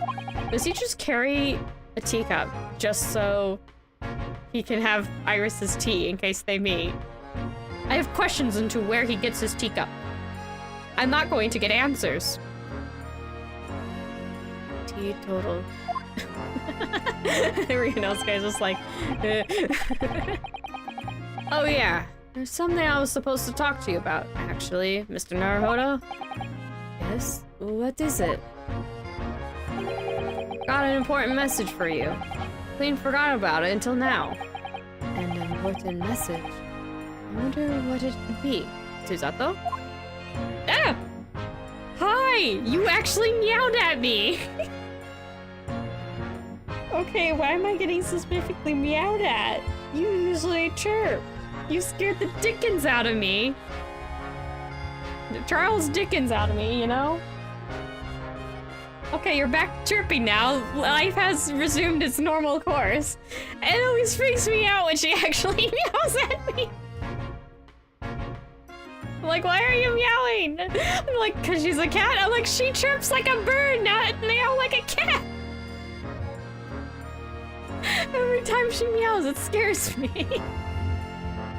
I think something's wrong. Yeah, so yeah, I have a cat. I live with a cat that chirps like a bird. Not exactly like a bird, but close enough where that makes sense. Oh boy. That really caught me off guard. Okay. Back to the game. Important message. Are you going to tell me what this important message is then, Inspector? Yeah, it's about the young lady who's normally by your side, your assistant. Dear Susie, is she alright? She's at this patient, isn't she? Being questioned, I believe. Nope, not anymore. She had to head off. Head off? Where? The Lord Strongheart's office, of course. He summoned her. Ah, of course. I'd forgotten about that. Why are you still chirping? Hold on, give me a second. Wait.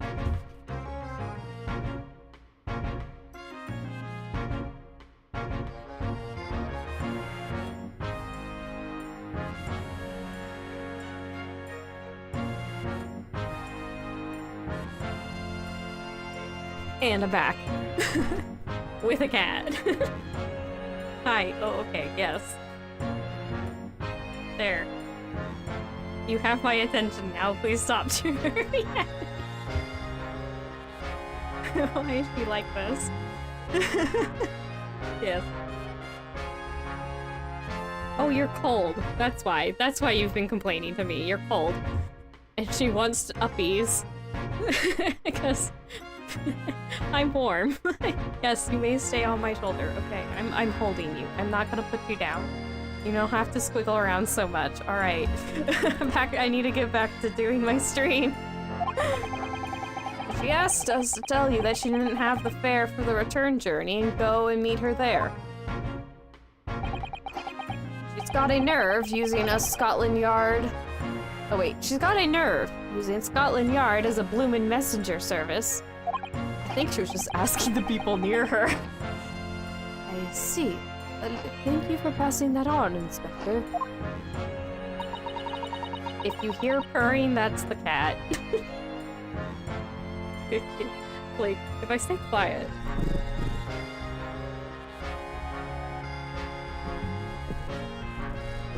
Well, that actually is picking up some. Okay. Cat purrs. We've got our detective cat now. Yes, he's a good kitty. Why did Susie have to go see the Lord Chief Justice? He didn't tell me. I'd better head over to the Lord Chief Justice's office to fetch her straight away. Yes, kitty.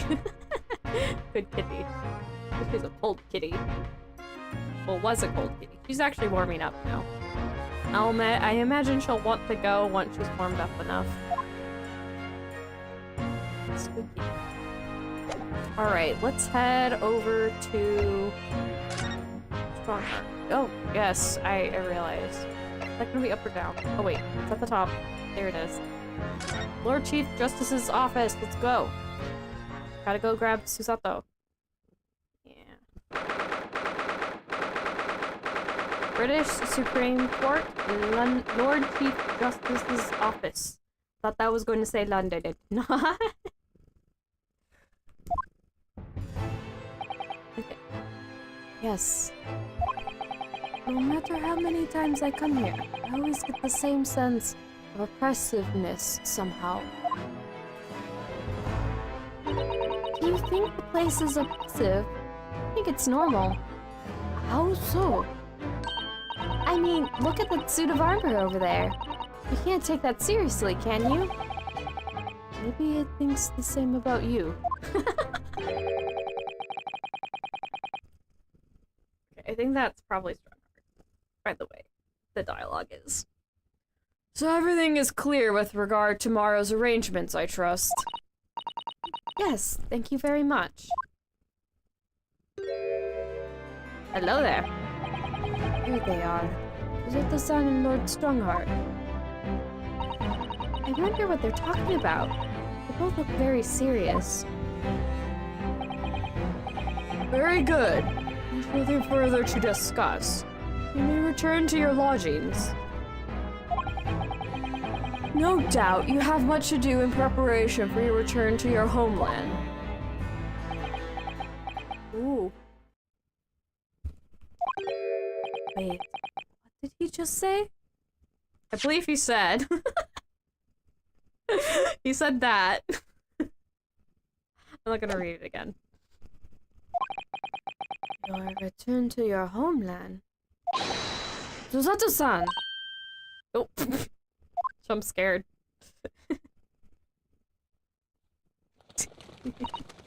Oh, Mr. Naruhodo. What was all that about?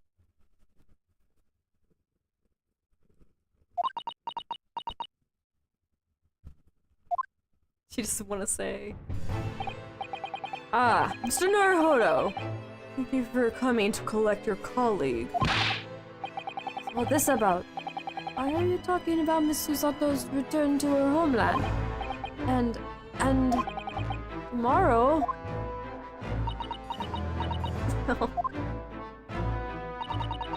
Tomorrow? What about Jeannie's trial? You mean... she's been formally charged now? Dear.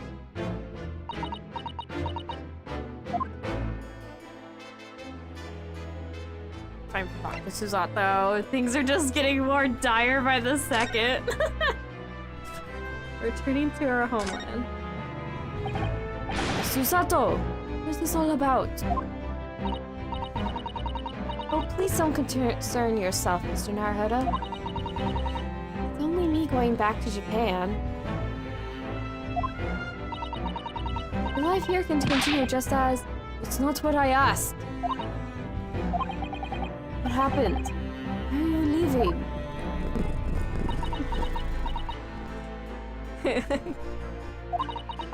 It's my father. He's fallen ill. Oh no! Professor Mikotoba.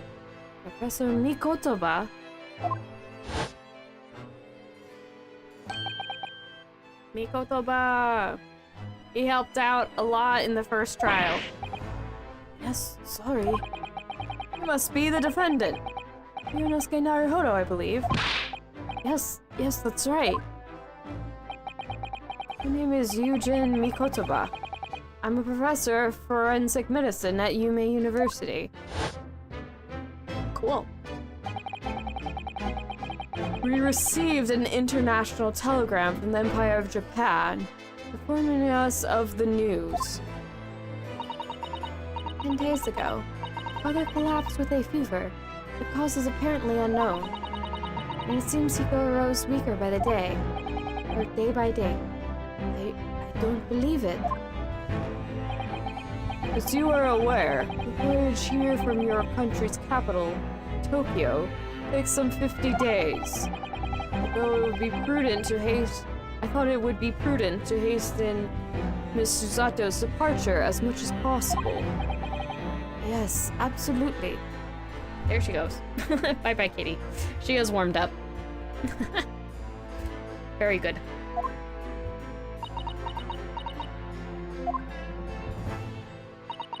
I will leave London first thing tomorrow morning. Can't believe this is happening. Oh, poor Susato. So Gina has been charged. She'll have to appear in court. Yes, she was formally charged a few hours ago. And the date of the trial has already been set for tomorrow. No, not even 24 hours later. Gina. Ah, the Lestrade girl, and murderer of the Baker Street pawnbroker, yes. An all too transparent case. The pickpocket was clearly disturbed, made of robbery. Shot the man in a panic. No, the yard is overstretched as it is. Without wasting time on these open and shut cases. It's not wasting time. Ginny will... Gina. Ginny would never do something like that. Mr. Naruhodo. Oh, yes, Lord Strongheart? In deference of your fine services today, shall overlook this young lady's insolence. I have no recollection of admitting a child into my office. Leave. Now. Of course, Lord Strongheart. Criminals will tell most palatable lies in order to evade justice. Police can ill afford the time it takes to unravel all their untruths. Meanwhile, more crimes are perpetrated. We have far more serious matters with which to contend. Serious matters? Didn't Gregson mention something like that yesterday? Yes, Dr. Gregson made a similar remark yesterday. It's no concern of yours, though I'm sure I need not remind you of that.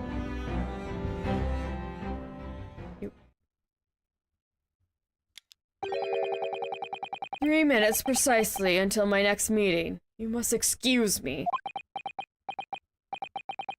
There's just one more thing, Lord Strongheart. Which is... It's Miss Lestrade's child. I wonder if you might permit me to defend her. A timely suggestion. Sorry? The girl currently has no representation. But that's not fair. Yes, she may be a pickpocket, but she deserves a fair trial. Misunderstand me, young lady. The government provides for those too poor to afford a representation with a public defender. The accused need only sign the relevant paperwork, and a defense barrister will be assigned to the case. However, the young girl in question has refused that right. Why would she do that? A question you would do well to direct at Miss Lestrade. You'll find her at the local prison. Yes, thank you. Now then, it's time I was leaving. Good day to you. The day. Gina charged with murder. Susato-san about to leave.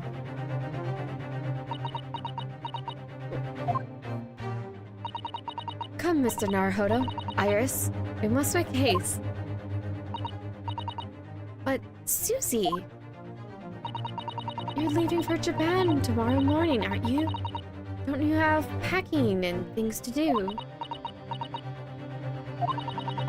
As Mr. Naruhodo's judicial assistant, My personal circumstances are of no consequence. My sole purpose remains to help you in whatever way I can. Thank you, Mr. Zotto. Very pensive look. I think we ought to visit Gina first. In any case, I should like to wish her well before I leave. Yes, that sounds like a good idea. Let's go. If I'm honest, this has completely thrown me off. Just have to do what I can, as a lawyer. Go back to the prison. Probably the last thing we do this stream is talk to Gina. Again. Local prison, cell 13. Oh, unlucky 13. Oof. Didn't miss the point. Ah! Hello again, Gina. And there goes the grenade launcher. Strong heart is a jerk. He really is. Oh no, I feel the brain cells diminishing for the newest. Oh, that was sad. Yeah, that was sad. We're talking to Lord. Strong heart, yeah. Yeah. What are you lot here for now? The muzzle of that grenade launcher shoved in our faces yet again. Obviously. I think I need to improve the way you load ammunition into that thing, don't I? Look! You can come as many times as you like. I ain't got nothing more to say to you. Susato. I don't think Susato's having it. Gina? I wonder if you might hear me out. There's something I'd like to say. What? I'm sorry to say that I must reluctantly bid you farewell. Eh? Farewell? Tomorrow, I must begin my journey back home, to Japan. I fear we may never meet again. Oh, right. I've had the pleasure of meeting so many lovely people here in London. I have had so many wonderful memories. And yet, as things stand now, it will be a glum parting indeed. Poor Iris is so miserable. Susie. Well, that ain't my business. Both Iris and Mr. Naruhodo believe you to be innocent. Gina. Yeah, I can say names. They've put their faith in you. But somehow, you can't find it in your heart to put your faith in them.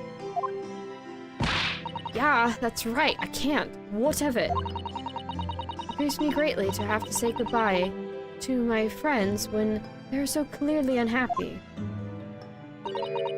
Because of you. What? It's my fault? Yes, so I have one final request, Gina, before our paths never cross again.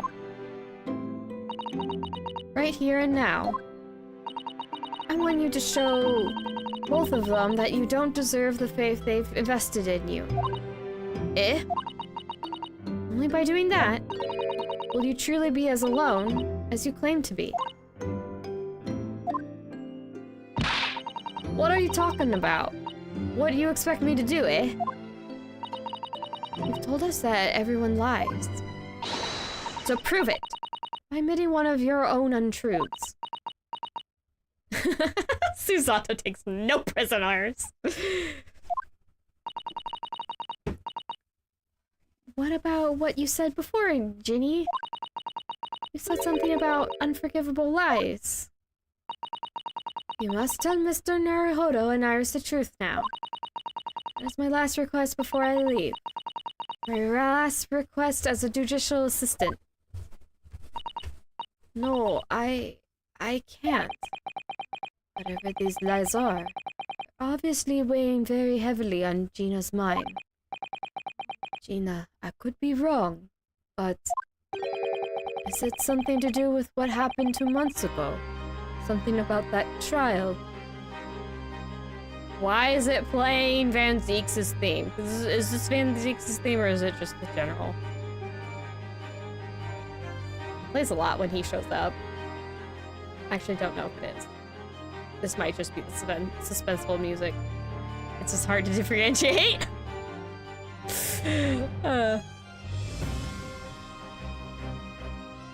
Definitely heard it before. Yeah, this is, I think, Baroque Van Zeeks' theme is a bit different. Might be playing off with motifs from this one, though. For obvious reasons, I would hope. Yes. The one in which Magnus McGilded was acquitted. Ah! The case of that mysterious murder that took place inside the omnibus. You were called as a witness by the prosecution. Is that what this is about? Yeah, you're right. Because in that trial, I lied. I lied like you wouldn't believe. Will you tell us about it now?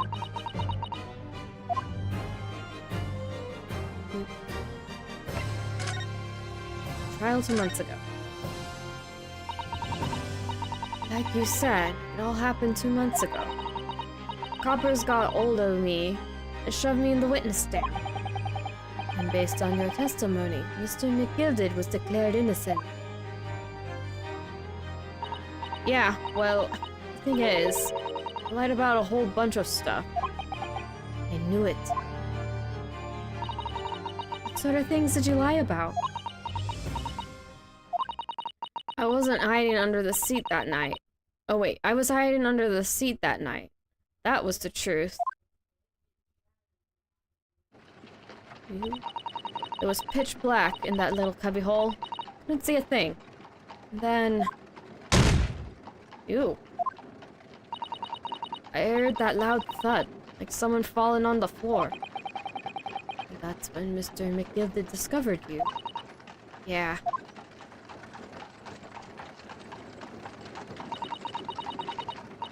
He pulled me out from under the seat and sat me next to the dead man.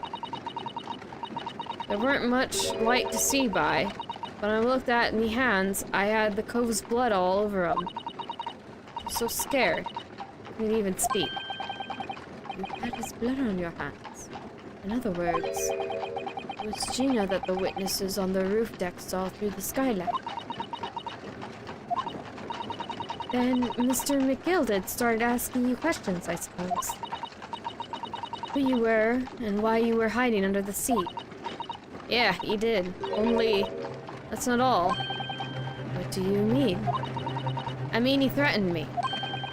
Threaten you? How?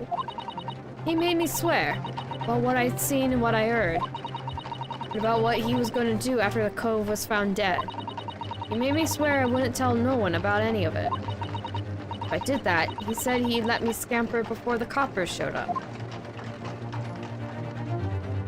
Nice.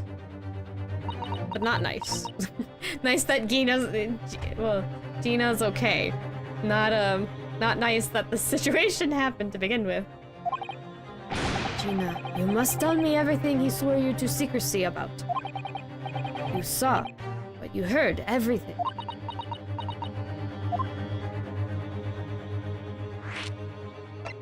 Oh, but you saw. You said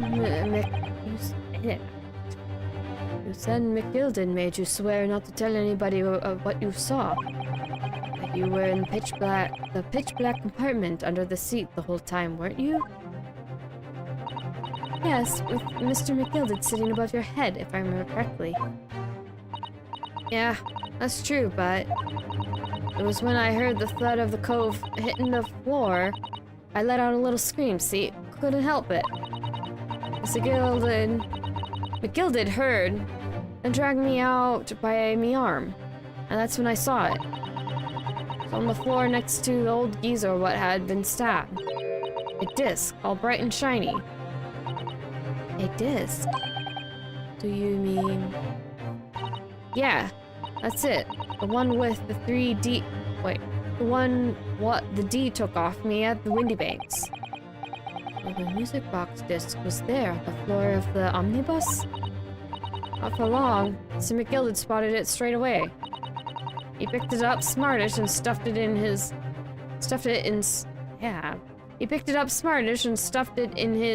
inside pocket. So that disc was in the omnibus 2 months ago at the scene of Mr. Mason's murder.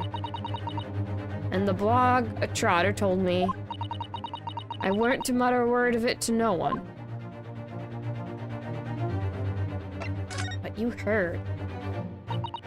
Because it was so dark under the seat in the cab, I was straining my ears the whole time. After a while, I heard the door and the footsteps inside the cabin. Presumably, that was McGilda getting on board. Nah, not only him. Oh, because I could definitely make out the footsteps of 2 people. In that case, it would seem likely that I was Mr. McGilded and the victim. Mr. Thrice-Fired Mason.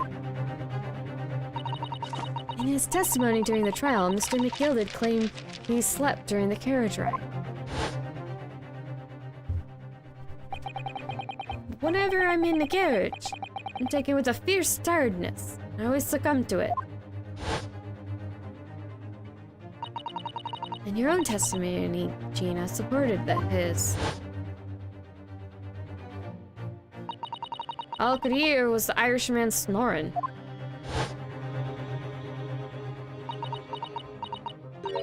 Yeah, that weren't exactly true. Neither of them was asleep. I could hear him talking the whole time, in low voices. What? What? What were they talking about? Sorry, I don't know. The sound of the horses and the wheels was too loud. That still tells us something. Mr. McGill and the victim knew each other. What McGill did was lying, as I suspected. After the event. I knew it weren't going to take long before someone raised the alarm and the bloke had been killed. I don't think I read that properly. Hold on, let me get... Okay, I knew it weren't going to take long before someone raised the alarm that the bloke had been killed. I think I missaid a word, or just like a word, but that's okay. Yes, you were quite right. The other passengers on the roof deck noticed very quickly.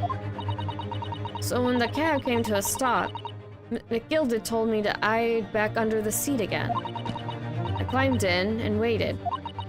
The 2 coves from up top ran off to get the coppers. Yes, Mr. Fairplay and Mr. First.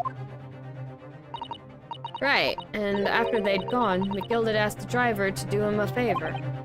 A favor? Now, damn fella, what I need you to do is take this coat of mine and deposit it with a nearby pawnbroker. And for your troubles, let's see now. I'll give you 10 guineas. A nearby pawnbroker? You mean on Baker Street? Iris's face! Oh, she changed. Yep, you got it. It was Windibank's. The coachee snapped up the money and ran off to hid this coat as fast as he could. So then there was no one left in the carriage. And McGilded opened the box under the seat and let me get out of there, but not without conditions. I see. Conditions. McGilded's conditions. What were McGilded's conditions then? Letting you go free, I mean. Not telling a soul. Not for anything. About what I saw and what I heard. And there was something else as well. There's more? Yeah. This is the most important thing, he said.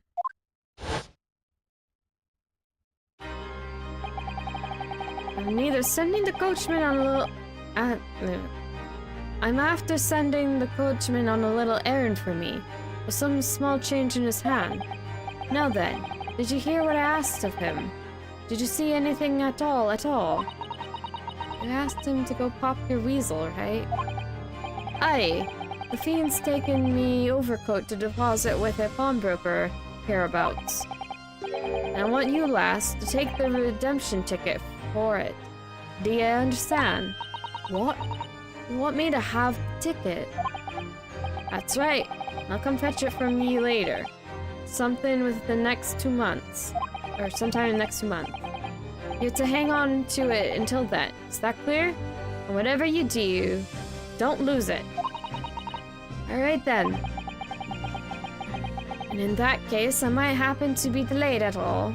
Wait, and in case I might happen to be delayed at all, you're to go to the pawn shop, Windibank, so it is.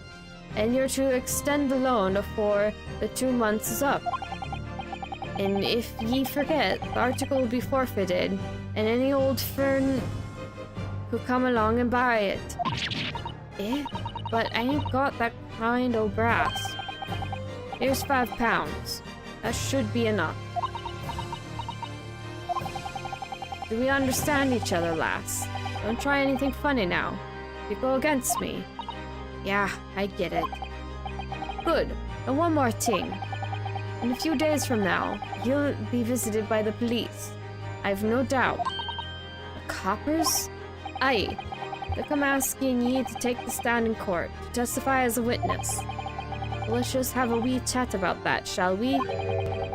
What it is that ye might say, and what it is ye won't. So the conversation continues. Poor Gina. After he'd gone all over that, I piked it. As far away from there as I could. He'd hid the pawnbroker's ticket in some bushes near the scene. I went to fetch it the next day once it got dark. I guilted planned it, and coerced Gina into giving false testimony. Awful man.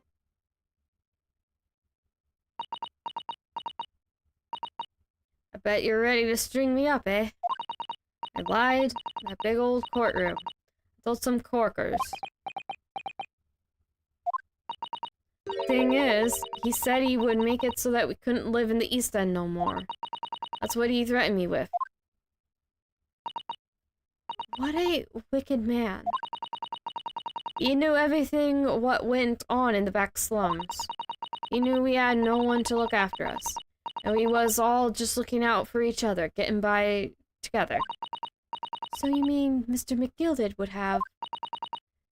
In a heartbeat. He couldn't have had a lot of us chased over there if he wanted. Oh wait, he'd have... Oh, gosh, this is so hard to read sometimes. He could have had the lot of us chased out there if he'd wanted. And then where could we have gone, eh? Nowhere, that's where. So, I didn't have no choice. All the two girls. Thank you, Gina, for telling us everything. But I'm for it now, eh? Go on, admit it. You must be livid. Well, you can make amends by doing me a simple favor. Favor? What? Sign the representation papers for tomorrow's trial. Eh? If you don't actually want me to represent you in court, you can rip it up later. But we need that paperwork or we can't investigate. The police won't let us. Investigate what? The scene of the incident last night. Mr. Shlomes was shot, you see. You what? Hurley's having a big operation right now, Jenny. Is it bad? Is it going to be alright? The Shlomes gonna be alright, right? She's so worried too. You don't think ill as Mr. Shlomes as he let on, do you?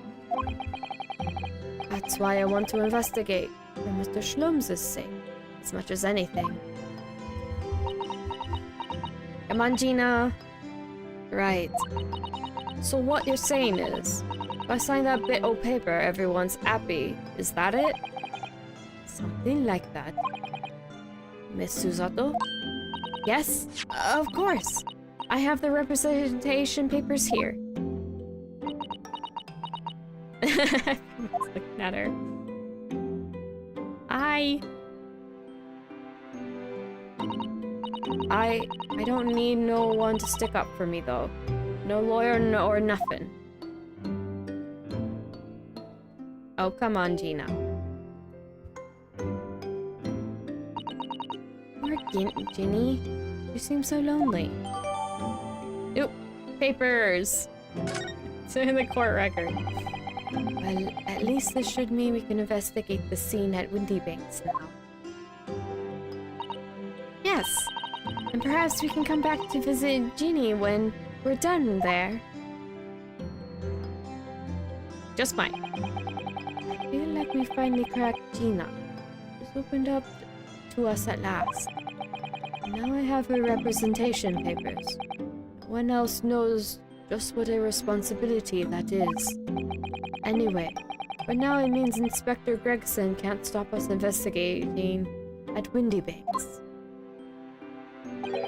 Although, something tells me he's not going to be happy about it. No, probably not.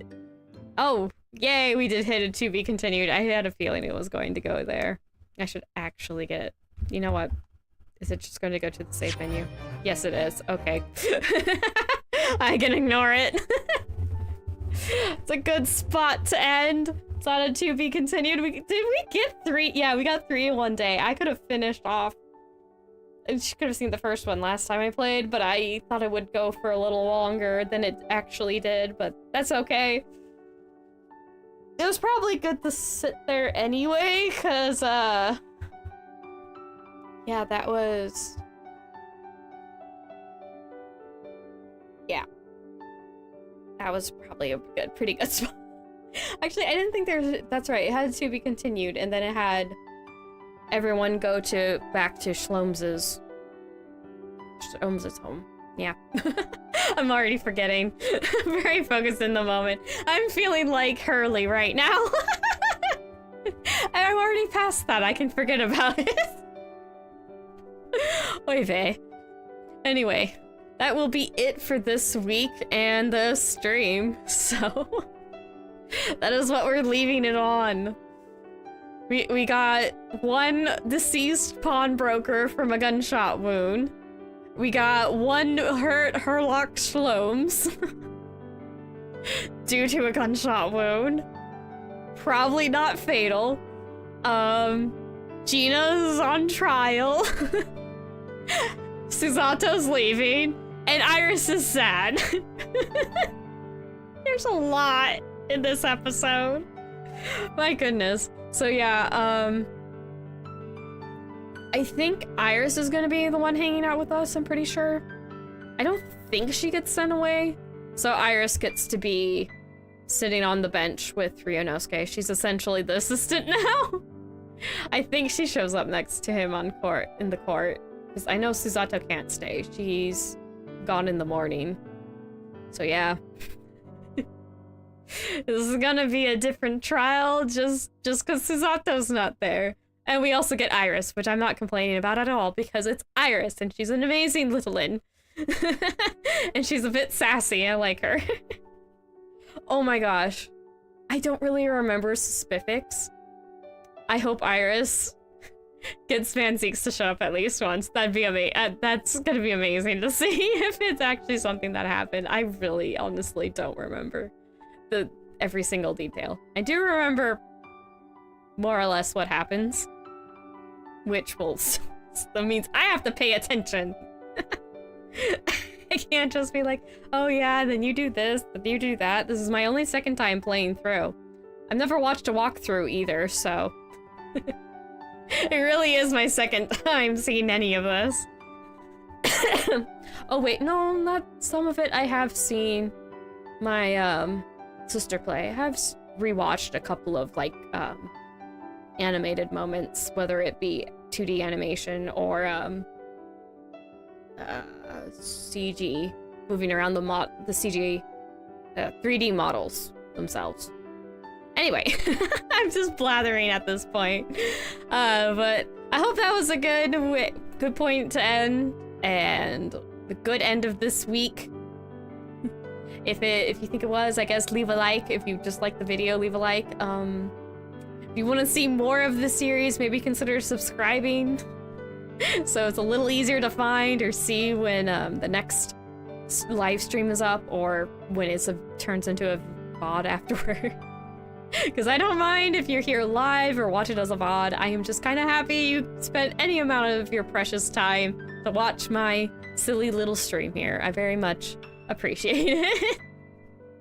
It's always welcomed. And I guess if you have anything to say, you didn't get a chance to get here live, feel free to leave a comment below.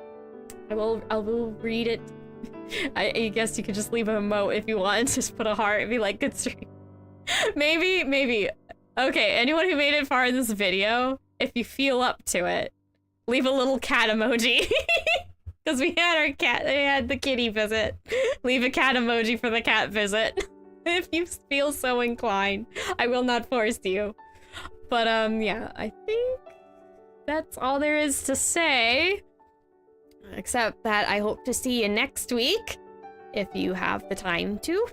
But for now, I must bid you all farewell with a fun bye-bye, and I hope to see you another time.